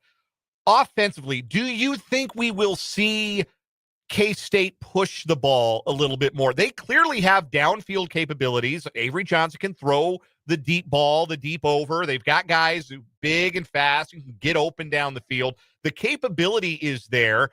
Matt Wells just seemed to push the tunnel screen button a lot on Saturday against North Dakota. Do you anticipate maybe a little bit more aggression offensively, knowing that, again, being maybe a little bit too conservative left them in a dogfight with an FCS team? They need to. I don't know if we'll see it or not. We talked about that first drive. I think they need to come out and open it up a little bit and get after them to set a tone and build some confidence. I think they're holding the reins so tight they forgot they can run, and they remembered just in time on last Saturday with the last possession. But they need some confidence coming out of this game that they know what they're doing, because it doesn't really look like it right now. Army's the opponent tonight. It'll be Fort Riley Day, which is the most obvious tie-in maybe in the history of Kansas State game day promotions, unless there was a school whose mascot was the Fighting Motorcycles, and that one's when you had Harley Day. It's a good mascot idea for the Fighting Motorcycle. Maybe one of these days. So what are you anticipating for the game day experience against Army? What do you make of having this game, having it be Fort Riley Day? What are you anticipating the Bill's going to be like on Saturday, just from an atmosphere perspective?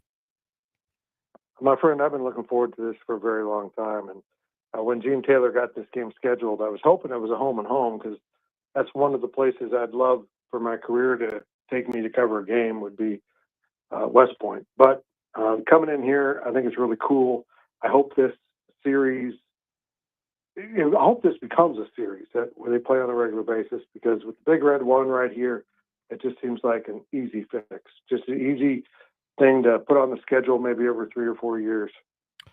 And the connection, obviously, between Army and Fort Riley. Obviously, Fort Riley Day is always special, and obviously a way to recognize the fighting men and women. But to have Army in town for that, I just imagine that makes the day even more special for the folks who have connections to Fort Riley who come out to the Bill for this one.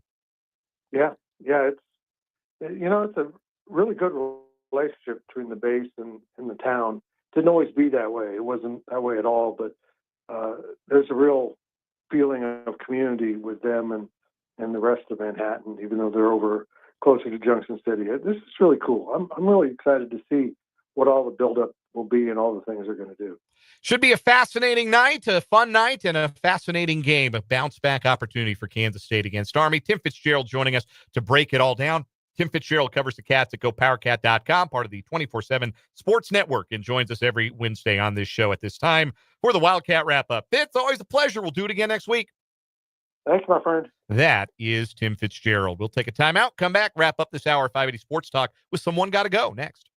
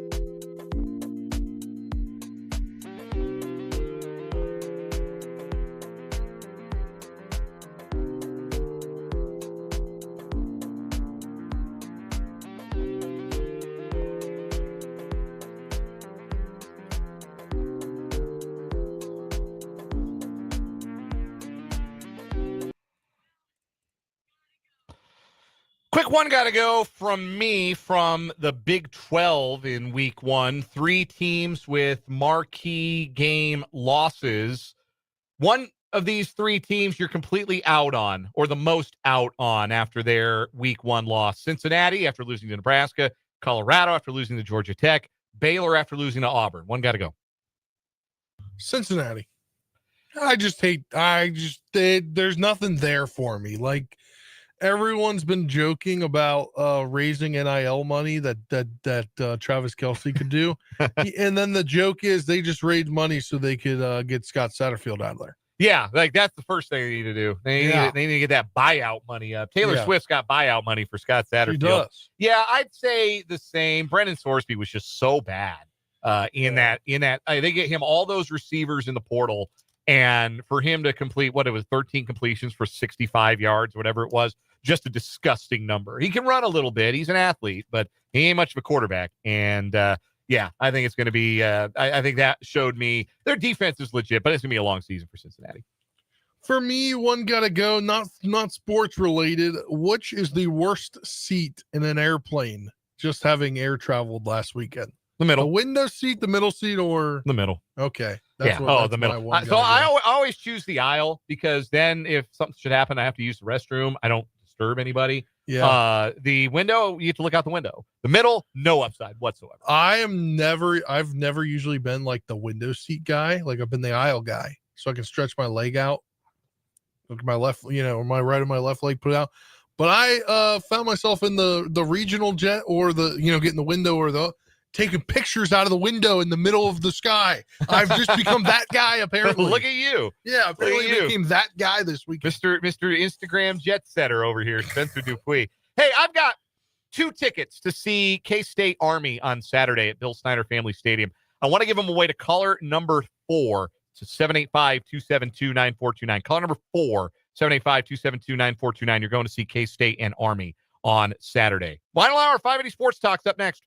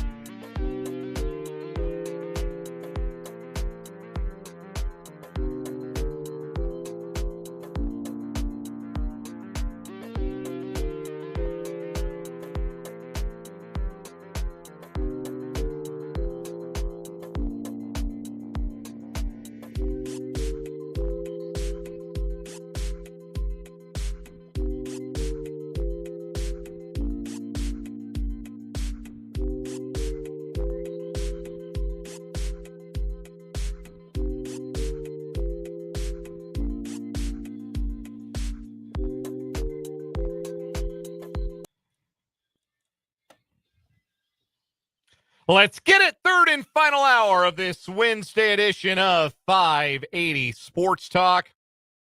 Dan Lucero and Spencer Dupuis here with you for one more hour on the Sports Voice of Kansas, 580 WIBW, FM 104.9, online at 580WIBW.com. On our YouTube channel, 580 Sports Talk, and our Facebook page, WIBW News. You can catch a video stream of this program at both of those locations. Follow us on Facebook. Subscribe to the YouTube, 580 Sports Talk. We're with you till 6. We hand the baton to the Royals Baseball Network. Royals and Angels, game 2 of a 3-game set. Angels took the opener last night 5-1, dropping Royals playoff odds, according to Fangraphs, below 10% for the first time in a while. Royals try to right the ship behind Ryan Bergert, who's been their most consistent starting pitcher since they acquired him from San Diego at the trade deadline. Caden Dana will start a bullpen game for the Angels. First pitch, 7:40 Eastern. Fat lot of good that does us. 6:40 Central Time, local time, first pitch for the Royals tonight at Kauffman Stadium. And again, pregame coverage from the Royals Baseball Network at 6 o'clock. So glad you're with us here for this final hour. Thanks again to Tim Fitzgerald for joining us at the bottom of the 4 o'clock hour. Our thanks to everybody who called, try to win those K-State tickets. The phone was ringing off the hook. A lot of calls. For those tickets. Good news, everyone. I have 2 more. I'm not going to give them away right this second. Oh, but I didn't know you had any more. I was just letting people know that, hey, guess what? We'll have tickets throughout the season, too. That is technically true. The season is still including Saturday, because I got another pair of tickets we'll give away later this week. I've also got another pair of tickets for Sunday's Royals game we'll give away later this week, too. So probably, we can give them away tomorrow. I'll be here. Yeah, we can do whatever we want, man. We can do whatever we want, man. We can do it however we want. We can do whatever we want. It's the beauty of running the operation around here. What we can also do is get people registered to win Chiefs tickets. 3 tickets to Chiefs-Eagles, Week 2, Sunday, Arrowhead Stadium, Super Bowl rematch, home opener for the 2025 Chiefs. Well, how do you win those? You got to come see us at Prairie Band Sportsbook tomorrow. That's where the show will be, on location for the opening night of the NFL season. We will be live from 3 to 6 at Prairie Band Sportsbook. And if you come to the window tomorrow and sign up for the Prairie Band Pro Football Tournament, you enter into the tournament, you pick 5 games each week of the NFL season, you get the most points at the end of the season, you win the lion's share of the pot. Prairie Band Pro Football Tournament. You can learn more about it at the website, pftrules.com. And you have until the noon kickoffs on Sunday to enter for this year's Prairie Band Pro Football Tournament. But if you register with us in attendance at Prairie Band Sportsbook tomorrow from 3 to 6, you will then be registered into a drawing to win those Chiefs tickets. Chiefs-Eagles, Sunday the 14th at Arrowhead Stadium. So come hang out with us. Register for the Prairie Band Pro Football Tournament. Also, good day to do the Pro Football Kickoff Bet and Get, where if you present a $10 bet to the sportsbook counter from August 22nd to September 8th, you get $10 in Prairie cash or a $10 free bet at the sportsbook. Whatever you want. Bet 10, get 10 through September 8th. That's right now. That's today. Like if you're listening right now and you've got some free time tonight and you just want to go and get some futures bets down or get some action on some Saturday college football or whatever you want, some action on the baseball tonight, bet 10, get 10 free at Prairie Band Sportsbook through September 8th. Looking forward to seeing some of you out there tomorrow. Hope that some of you can maybe knock off work early and join us. Tomorrow, start of football season. Is. It'll be our NFL preview show. It will be our NFL preview show. We'll have predictions. We'll predict the divisions, wild card winners. We'll give you our Super Bowl champs, award winners. We'll do appropriately. Thursday, we always play a game on the show called Either Or Over Under. Well, we're going to be at a sports book. That works out. So we're going to play. We're going to grab the futures. Grab the futures sheet from the sports book. And we'll invent some Chiefs over unders, and we'll do some real live ones, and we'll do some NFL related over unders, either or over unders as well. And then during the break, you'll step over there and make those bets at Prairie Band Sports. Yeah, that's right. You know I'm a whale. You know that's how I get down. my wife is totally cool with me splashing the cash at the sportsbook window. Don't tell her. Yeah, what you don't know can't hurt her. And hey, I can turn it into money, right? If I'm right, then I win. And when am I ever wrong? Never been wrong. Not in my life. Never. Never gotten a prediction wrong ever. We'll look forward again to seeing you up there tomorrow from 3 to 6. 580 Sports Talk, live on location at Prairie Band Sportsbook. Still to come this hour of the show, not an over-under, but overrated and underrated. Who we like that is a little off the radar in the NFL, and who do we think is maybe getting a little too much preseason love? Spencer and I will gnaw on that, sort of a little prelude to our preview show on tomorrow's 580 Sports Talk. We'll also get you set for Game 2 between the Royals and the Angels. Again, 6:40 first pitch from Kauffman Stadium tonight. But we begin the hour, as we always do, with our 580 Sports Talk headlines. We began with an estimated participation report for the Kansas City Chiefs as they get closer to their Friday season opener against the Los Angeles Chargers in Brazil. The Chiefs did not practice today. They got on an airplane and flew to Brazil instead. So their participation report is an estimation of what would have been the case had they actually had a practice today. And not surprisingly, it's the same participants and the same level of participation for everybody as it was on Tuesday when the Chiefs actually practiced. That means Omar Norman Lott was limited with his ankle injury. Hollywood Brown, full participant. Jack Cochran, full participant. Christian Fulton, full participant. Jawan Taylor, full participant. Drew Tranquil, full participant. Jared Wiley, full participant. Jalen Royals has been officially ruled out for Friday. He didn't even get on the plane. So he is not going to play on Friday. He is listed already as out. We do not have a Charger practice report today or estimation. At least the Chiefs don't have one on their website. Usually they put the opponent's one up there when it gets pulled up. But we actually do have it here today. It looks like they did practice before they got on the plane today. It doesn't say that today's report is an estimation. But they've only got 2 players listed on their injury report, and both were full participants today. Najee Harris dealing with that superficial eye injury he suffered when he got too close to some fireworks on the 4th of July. He was a full participant for the second straight day.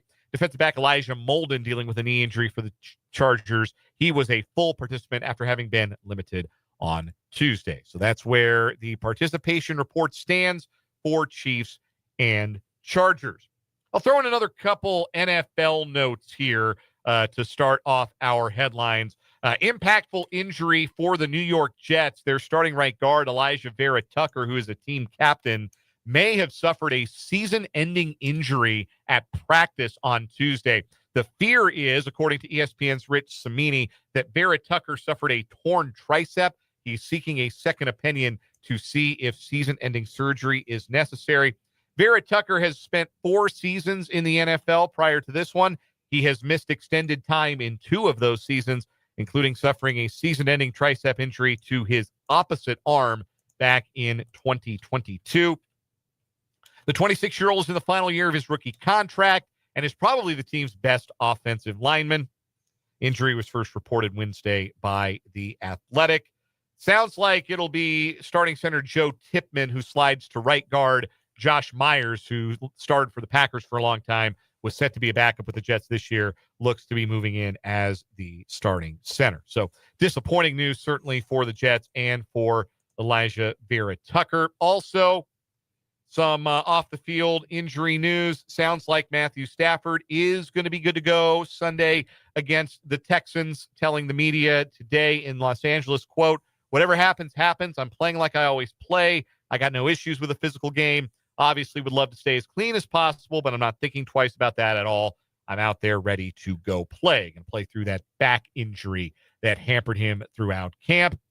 And one off-field note, somebody got a bag. It's a bit last minute with the season about to start, but the Buccaneers reached an agreement on a contract extension with their right tackle, Luke Gedeke. 4 years, $90 million, $50 million guaranteed. That's a lot of money the Buccaneers are shelling out to their bookends on the offensive line. Gedeke on the right side, All-Pro Tristan Wirfs on the left side, who signed a 5-year extension last year. So both of their tackles are under contract through 2029. Those are your NFL headlines for the day. Spencer, why don't you give us this interesting one from the college world? Yes, college athletes suing the NCAA to extend eligibility to 5 years. We've been talking about stuff like this for a while. That I believe it might be at the D2 level. They're trying to get 5 years of blanket eligibility no matter what. A pair of Vanderbilt football players are among 10 athletes suing the NCAA in an effort to force the association to allow college athletes to compete for 5 seasons rather than 4.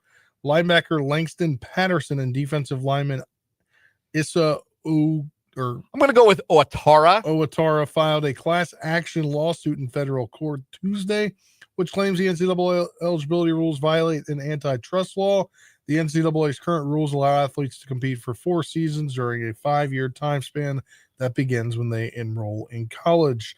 Attorney Ryan Downton said in the news release that the players were not aiming to completely remove any eligibility restrictions, but they believe they should be able to compete in games for all 5 years they are allowed to be on the team. So the quote from Downton to ESPN, we're not challenging the 5-year limit. The question is, why do players have to spend one of those 5 years sitting on the bench? How does that further any of the NCAA's goal of moving players toward graduation? I think that we have already made a big step towards getting there, which is the loosening of the redshirt rule. I don't remember exactly when that happened. I don't remember if that was right before COVID or right after COVID that became a thing. And I don't believe COVID influenced it in any way. Which loosening of the redshirt? The rule that you can play in games and still redshirt, at least in football, right? I think that was before. I think you're right. I think it was, because I don't believe it was a rule inspired by COVID. But they changed. There was a rule. Well, it was originally you can play in the first 4 games of the year, and then it was any 4. Yeah. So it has evolved, but it used to be, of course, that if you played a down, that was your eligibility. You had used that year of eligibility, so you could not play at all if you were a redshirt. And then it was, okay, well, we'll give you the first 4 games, but then after that, they got to shut you down if you're going to redshirt. And now you've got 4 games. If you're going to hold on to your redshirt, you can only participate in 4 games. It's like a quarter limit for JV, right? Yeah. Like you if you're going to play in a JV game, you've only got but this many quarters you can play total in the JV and the varsity basketball game on a certain night or whatever it is. So I think we're moving in the direction of this being allowed to happen, where it's just, okay, look, if you have 5 years to complete your, 4.5 year, a lot of people take, an extra half a semester to finish college. And a lot of them are athletes who redshirted, a lot of athletes, period. Why not just let them play 5 years? At this point, with all of the movement across schools and the NIL issue and the issue of, is it a year of eligibility if I played it at junior college? Should it count as a year of eligibility if I played it at Division II? How about you just get 5 years to play college sports? D1, D2, D3, JUCO, NAIA, whatever. You get 5 years. You get 5 years. Your eligibility clock starts when you enroll in college, and it stops when you have 5 years up. However long it takes you to use those 5 years. Like you go 4 years, then you go backpacking in Thailand for 5 years. You want to come back. You want to take a 2-year Mormon mission and come back. Whatever it is, you get 5 years. And I'm okay with that. Honestly, I don't think that's a rule that's a detriment to college sports. What's your take on it, Spencer? You think it's a good rule? You think they should maintain the current redshirt rules as is? What do you think? I mean, I just think you should get 5 years to play college sports. Because then I think what it will do at that point is you have less of the hardship exceptions. You have less of the medical red shirts. You 5 years. And then it confuses so many. Like if you go on a website, like there's you were saying that you ran into former Marshall quarterback Stone Earl. I did. I encountered your guy Stone Earl. I was watching some of Tulsa and Abilene Christian on Saturday. I mean, renewed interest. I should say renewed. I never had interest in Tulsa football, but I have some interest in Tulsa football this year because that's who I chose to run with on my College Football 26 Dynasty on PS5. Anyhow, Your boy Stone Earl, former Marshall starting quarterback. Yeah, who played in more than 4 games last year, I'm almost certain. He was a redshirt senior last year for Marshall. That's what he was listed on their roster as, I'm almost certain. And now he's playing another year. So I was confused because I thought he was out of eligibility. Yeah, it does. It has created a great deal of confusion. It would be just much more simplistic if, okay, you have enrolled in a 2 or a 4-year college. You are on the clock, 5 years. You play as much as you want. Start every game for 5 years if that's what you want to do. If you are if you're in college and you don't want to like go pro early, that's maybe not an option for you. Maybe you're Division 2, Division 3. You're not going to be an early entry into the draft, but you got 5 years. Go play your 5 years. Just make it 5 years of full playing eligibility instead of saying 5 to play 4. I like I said, I think football has moved in that direction, and it only makes sense for the rest of the schools to follow suit there. Next headline for me, this is a wild one. Pablo Torre, former ESPN talking head, now podcaster, has uncovered some wild stories this year, including all that drama with the NFLPA that ended up getting the head of the NFLPA fired. Well, he's uncovered another doozy today. The Los Angeles Clippers and owner Steve Ballmer are accused of paying star Kawhi Leonard $28 million for a no-show job as a way to circumvent the NBA salary cap. An NBA spokesperson has told Yahoo Sports the league is aware of Torre's report and is commencing an investigation. The show made the argument, Torre's podcast, Pablo Torre Finds Out, made the argument that Leonard was paid $28 million through a company owned by Ballmer to essentially do nothing. Ballmer is accused of using the agreement as a way to pay Leonard more than his contract, which, if true, is a violation of NBA rules. The entire situation revolves around a now bankrupt company called Aspiration, a tree planting service funded by Ballmer.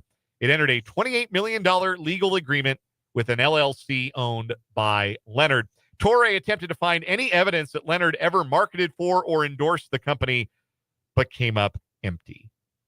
So, obviously, they should get in a lot of trouble for this if this is true. Yeah. And it looks like the details are all pretty public. It looks like this is all pretty easy to verify. Oh, yeah. So there should be pretty big trouble for Steve Ballmer as the owner of the Clippers, for the Clippers organization. Like, you're circumventing the salary cap. That's like, you got to forfeit draft picks. Like, you got to pay some fines and forfeit some draft picks. This has to be a pretty serious deal. But two things here. Number one, I feel like this is something a lot of people are probably doing. I feel like a lot of owners have probably done stuff like this and maybe been just a little bit better at hiding it from enterprising journalists like Pablo Torre. Like, remember when his entire career, Tom Brady took less money than he was worth from the Patriots? Yeah. Remember Dirk Nowitzki late in his Mavericks career taking a $67 million pay cut? Why would he do that? Well, why would he agree to do that? If you're going to bring up Tom Brady,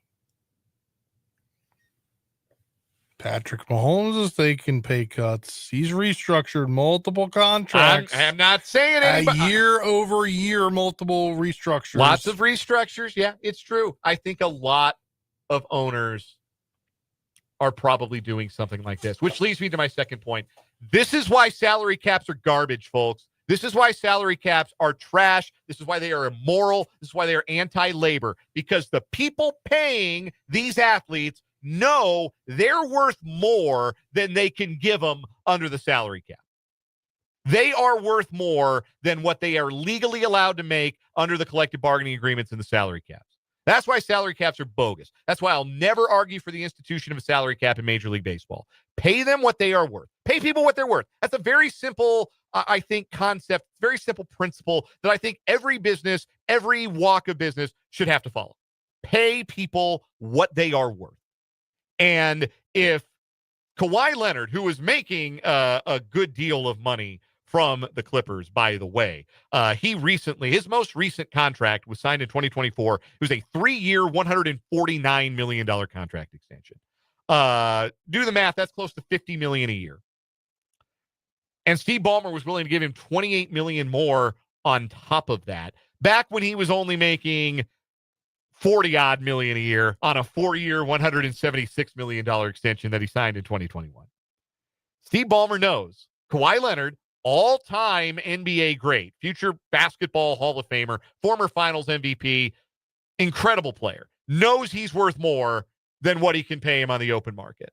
So, hey, why don't you take this extension, maybe take a little bit less, take a little bit of a haircut, because under the salary cap you have to, so we can afford to go get like James Harden or whoever else it is that the Clippers have tried to pair with him over the years, and I'll make it up to you on the back end with this no-show job.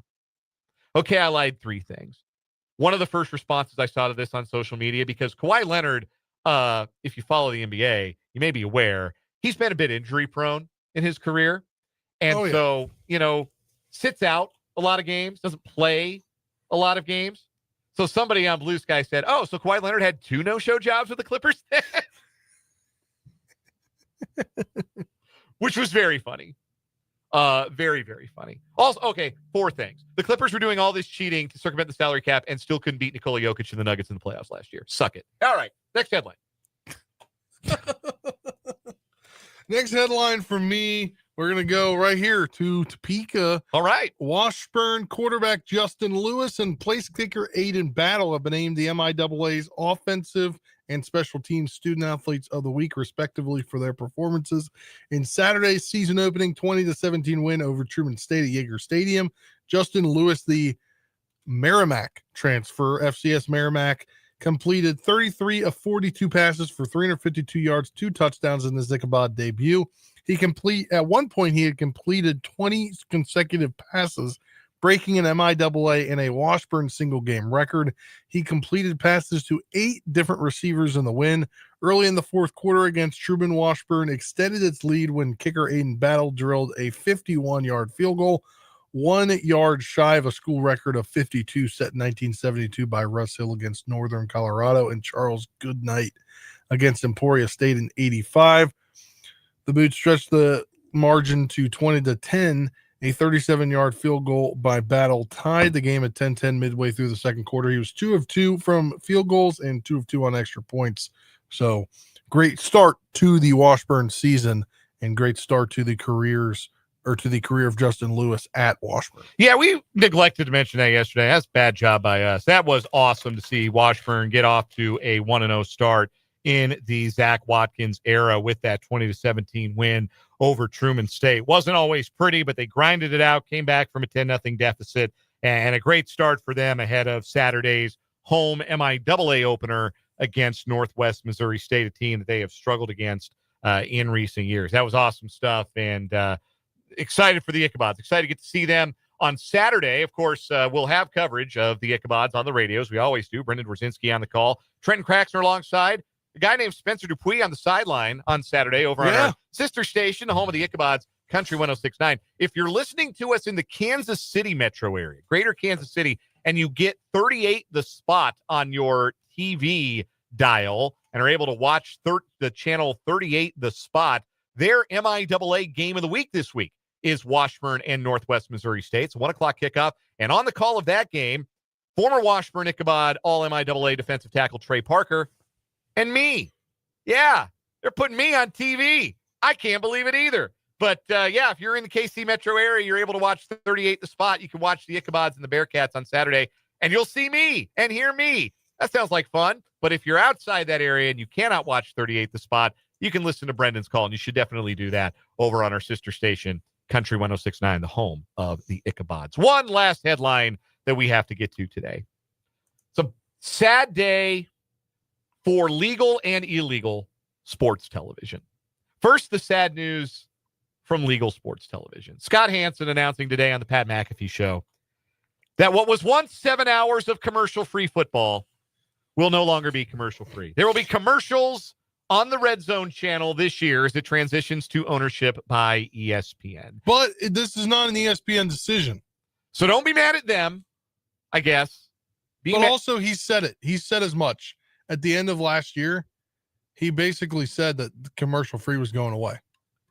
That's a damn shame. I don't care when he said it. I don't care who to blame. I just know I'm mad. Also, if it's not commercial, there are commercials Can they just open it up so everybody can watch it? Can it be a like an pay-per-view channel? I don't know. I would imagine if you subscribe to ESPN, you get ESPN Plus or the whole ESPN experience. I mean, it will be able, now. Yeah, you might be able to access it. But yeah, man, that stinks. That was the whole drawing card of that. Although, Scott Hansen's getting a little older.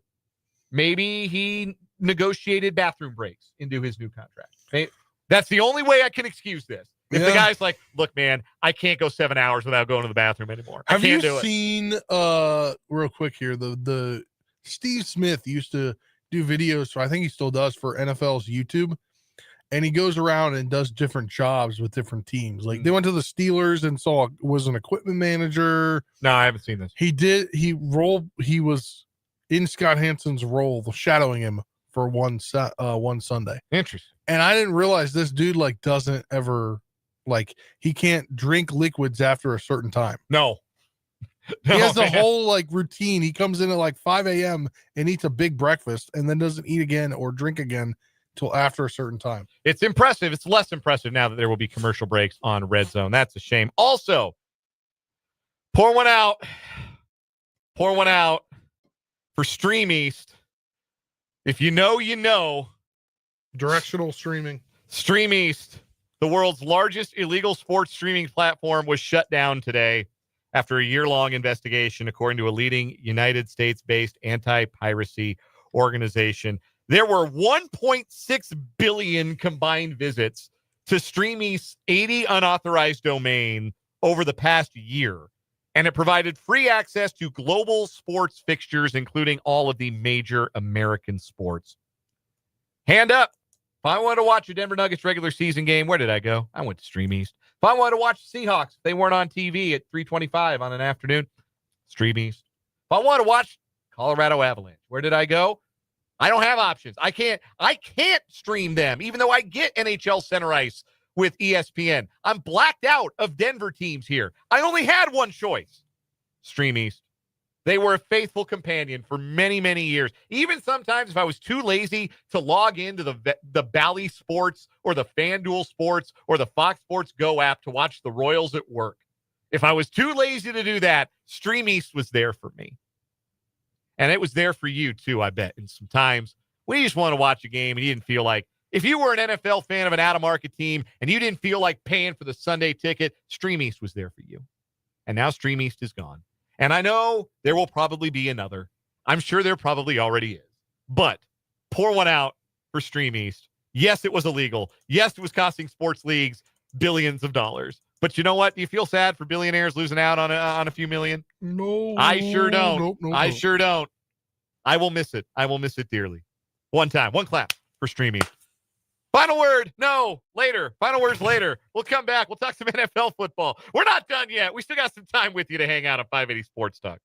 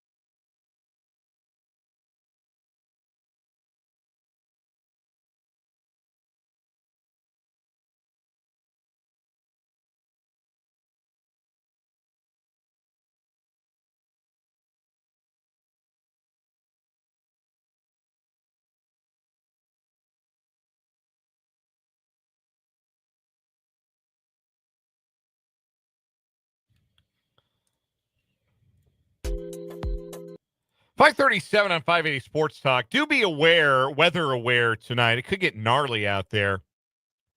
There is a severe thunderstorm warning currently in effect for southeastern Wabunsee County, northwestern Osage County, northeastern Lyon County until 6:15. Locations impacted including Burlingame, Scranton, Harveyville, and the Kansas Turnpike between mile mark.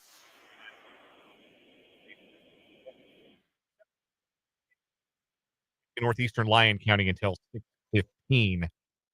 Capital Federal Weather Center will keep you up to date as events warrant tonight. It could get nasty out there, so be aware of the weather tonight. I feel like NFL the first season, weather we've had in a while. Yeah, it does feel like that we haven't had a severe weather outbreak in the area for a little while. Yeah. For sure. No, you're exactly I got right the email and I was like, whoa, I haven't had one of these in a while. It has been a minute. NFL season starts tomorrow. So on tomorrow's edition of 580 Sports Talk, which again will be live from Prairie Band Sportsbook in Mayetta, we will do our full predictions for the 2025 season. But as a prelude, as a taste here today, Spencer, give me a playoff team from last season in the NFL that you are convinced is not going to return to the playoffs this year. For reference, the playoff teams last season in the NFC, Eagles, Commanders, Lions, Vikings, Packers, Buccaneers, Rams. And in the AFC, Bills, Ravens, Steelers, Texans, Chiefs, Chargers, Broncos. Give me a team from that list of 14 that you most firmly believe, is not going to make the 2025 postseason. So I'm between two teams here. Okay. You got one per conference? That would be nice. Yes, I do. Oh, well, perfect. Just give it both. So first, we're going to start with a guy is stepping into a spotlight in one northern Midwest city that we haven't really seen much of him. That's JJ McCarthy.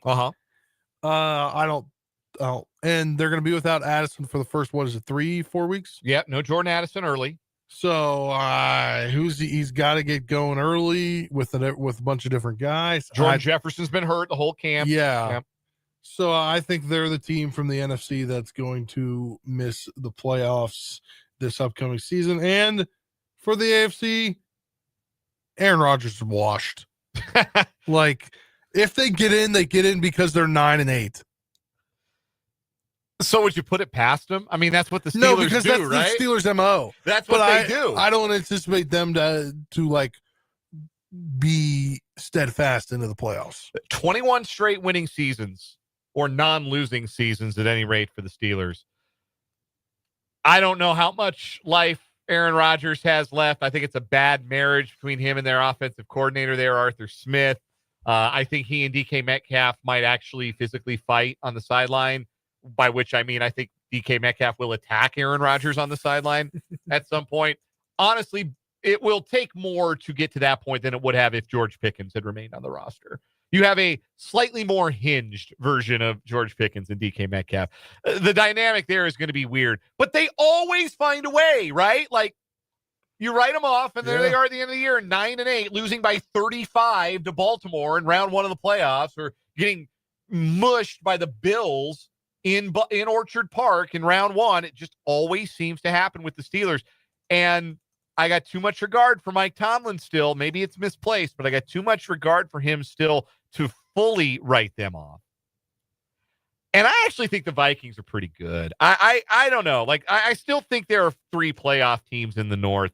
I don't think it's going to be a situation where you've got 2 14-win teams in the North, a 15-win team in the Lions. So I think that the Vikings will still make the playoffs. The team I'm most concerned about in the NFC is the Rams. They were only a 10-win team last year. We have memories of them being good because they massacred Sam Darnold in their playoff win. Yeah. They sacked him 9 times, and then they almost beat the Eagles in a blizzard. They're, I think, being a little overrated because of that, and I don't think we're getting 17 games of Matthew Stafford. If they don't get 17 games of Matthew Stafford, they don't have enough. I don't believe. I don't think Jimmy G is going to make it work, even with Puka Nacua and Devontae Adams. I think the Rams are going to miss the playoffs. I don't think they make it out of the West. I don't think anybody in the West is good. That could be That could be 4 teams that either win 8 or 9 games. Well, that's why I didn't put it past them to make the playoffs, because I think that West is wild. So I am out on the Rams in the NFC. I'm not going to predict that they will make the playoffs. I don't think there are going to be 3 playoff teams out of the AFC West either. I think the Chargers are likelier to miss the playoffs than the Broncos, because I do think the Broncos have an elite defense. Like I still think that is a top tier defense. It may have even gotten better if Talanoa Hufanga can get anywhere close to his 2022, early 2023 form. That is a massive upgrade for what the Broncos had at safety last year. So I think they're going to be really good on defense again. Vance Joseph's a really good defensive coordinator.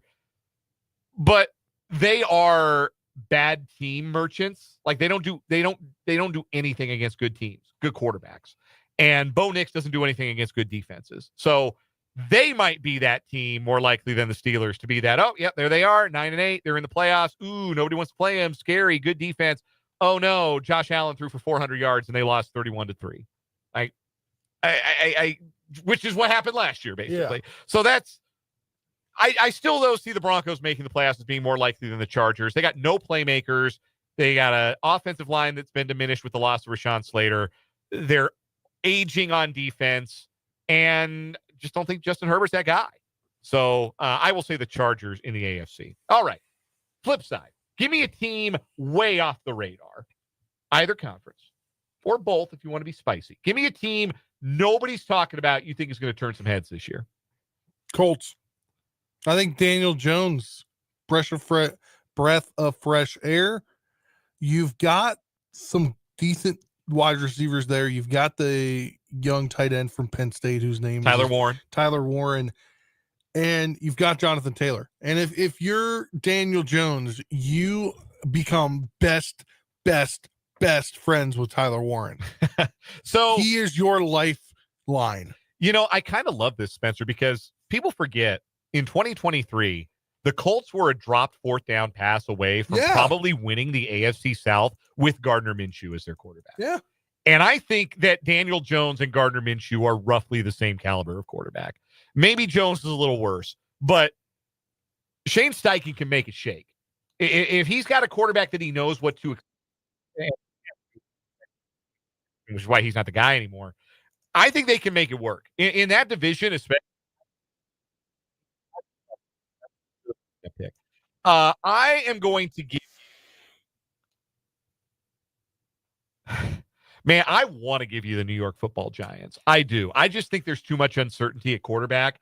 Like, Dart looked really good in the preseason, but I didn't like his game in college. I can't say I'm going to change my opinion on Dart based on some preseason games. They've got a really good defense. They've got a true number 1 wide receiver. They got a running game that should function. If they get, whether it's from Russell Wilson or Jackson Dart or Jameis Winston, in decreasing order of likelihood that this happens, if they get bang average quarterback play, they're going to the playoffs. And even if it's slightly substandard, I think they can rise up the standings in that division, because I don't think the Commanders are going to win 12 games again, and I don't think the Cowboys are going to even win 7. I think there's some wins there for the Giants. I think that's a team. I guess I just can't quit Russell Wilson is what it really comes down to for me. I guess I just can't quit him. And, you really can't. And I like that offense. I like that defense. I really, really like the Giants defense. Man, Brian Daboll's a dunce. Never mind. Forget I said anything about the Giants. How about the Patriots instead? I think the rest of the AFC East is going to stink. I think Drake May is the second best quarterback in that division. Maybe the Patriots can sneak into 9-8 and be that 7th seed in the AFC. That's the thing about the AFC though. You got the Ravens, you got the Bills, you got the Chiefs, and you got 4 number 7 seeds making the playoffs in that division. To me, you have four teams I don't think can be any better than 9-8. We'll take a timeout, come back, preview tonight's Royals contest, Royals and Halos, game 2 of that 3-game set. K next on 580 Sports Talk.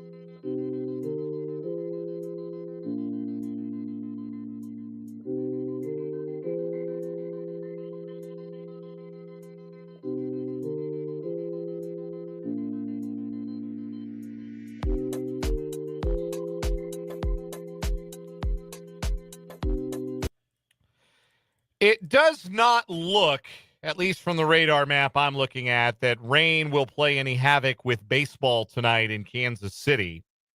So the Royals and the Angels meet for game 2 of their 3-game set. Angels took the first one last night 5-1. So a lot of work to do for the Royals offense tonight. They'll try to back Ryan Bergert, who's been excellent since becoming a Royal, carrying a 2.67 earned run average and a 2-1 record. He'll go up against a bullpen day. Johnny Holstaff on the mound for the Angels tonight. Caden Dana, the 21-year-old right-hander, will get the start. The lineup tonight for the Royals, they'll load it with lefties. Mike Yastrzemski back in the leadoff spot in right field, followed by Bobby Witt Jr. at short, Vinny Pasquantino at first, and Maikel Garcia at third. Salvador Perez will bat fifth and do the catching. Then it's Adam Frazier at second base, Michael Massey in left field, Jack Caglione with his first start since his injury is DHing tonight, batting eighth, and Kyle Isbell will bat ninth and play center field. The Angels tonight will go with Zach Neto at short, Yohan Moncada at third, and Taylor Ward back in the lineup for the first time since that scary facial laceration and injury he suffered running into the wall in Houston the other day. He'll DH and bat third. Joe Adell, last night's hero, will play right field and bat cleanup. Then Luis Rengifo at second base. Chris Taylor in left field. Logan O'Hoppe behind the dish. Oswald Peraza at first base. And Bryce Teodosio is the center fielder batting ninth. Got the name right this time, so hopefully he doesn't kill the Royals like he did last night. No Mike Trout tonight in the lineup for the Royals. A question. This is an interesting one from the text line. Always open, 785-272-9429. Text line asking, first of all, they have the date just, they're a little ahead of time. Sounds like Chiefs-Chargers game's at 7 p.m. tomorrow night. Not quite. 7 p.m. Friday night. You'll be able to hear the game, by the way, on our sister station, the Big 94.5 Country. 6 o'clock pregame, 7 o'clock kickoff Friday night. The question is, what time is the game being played in Munich? It's a 7-hour time difference. So 2 a.m. Saturday is when the Chiefs will kick off in Munich. What? Please, Texter, please give us context to why you're asking this question. Sometimes our texters have questions. We do our best to answer those questions. If we don't maybe entirely have a full understanding where those questions come from, that's not our business. Our job here is to inform. We want to entertain. Certainly, we always strive to entertain. But we also strive to inform. So now we have informed you what time the Chiefs game kicks off in Munich, Germany on Friday. Even though they're not playing in Munich, they are playing in Sao Paulo, Brazil. Now, I don't know what time it is in Sao Paulo. Let's look and see what time it is. It is right now 7:52. So Sao Paulo is 2 hours ahead here. So it'll be a 9 p.m. local time kickoff. Wow. It's a late night. Yeah, late night in Sao Paulo. Now we have a wiseacre texter from the 913 asking, what about Zimbabwe? Well, Zimbabwe right now, it is 12:52 a.m. That is actually the same time zone as Munich. So it's the same answer. There you go. 2 a.m. in Zimbabwe. That's when we're going to start now just giving the start times in Zimbabwe time. Yeah. We'll tell you. Yeah. Royals first pitch tonight, 1:40 Harare time. I have some Royals news from Aaron Rodgers. Go ahead and give it to us while I look up what time it is in Sydney, Australia right now. Today, Cole Reagan's through live BP. No comments on that yet. The Royals have switched up their rotation plans. Noah Cameron will now start tomorrow evening series finale with the Angels. Seth Lugo was originally scheduled to make that start, but starters against the Twins have been listed. Friday, Waka will go. Saturday is still a TBA, and Sunday is Lorenzen. So interesting that Lugo's getting pushed back, and yes. I wonder if that could be the prelude to an IL stint. Time check, 8:53 a.m. Thursday in Sydney, Australia. Thank you to all the texters having some fun with us as we wrap up the show. Let's do a final word after we come back.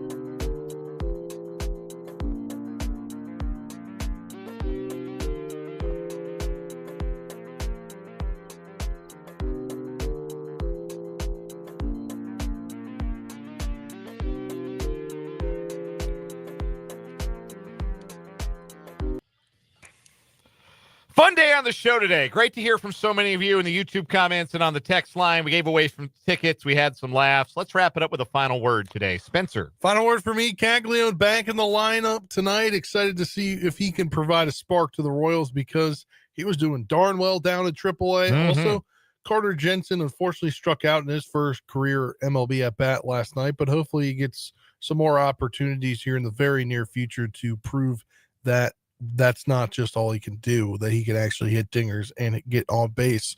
So Royals tonight, hopefully get the win, tie the series up. Final word for me. I still think there's a really good football team potentially wearing those Power Cat helmets and those purple uniforms out there in Manhattan, despite the letdown of Saturday against North Dakota, even in victory. I understand that there is disappointment, but there are things that I believe can be cleaned up. I believe that is an embarrassed football team that will take the field against Army, and an embarrassed football team ought to be a motivated one. Take the training wheels and the bubble off of Avery Johnson. Let him be great, even if it puts him at more of an injury risk. If you let him be great, that team is going to follow. We will be back tomorrow from 3 until 6. We will be live from Prairie Band Sportsbook at Prairie Band Casino and Resort in Mayetta. Come by, say hi to Brendan and I, and get registered to win Chiefs versus Eagles tickets. We'll see you tomorrow. Until then, for Spencer, I'm Dan. This is 580 Sports Talk. Royals baseball is next on WIBW. Good night.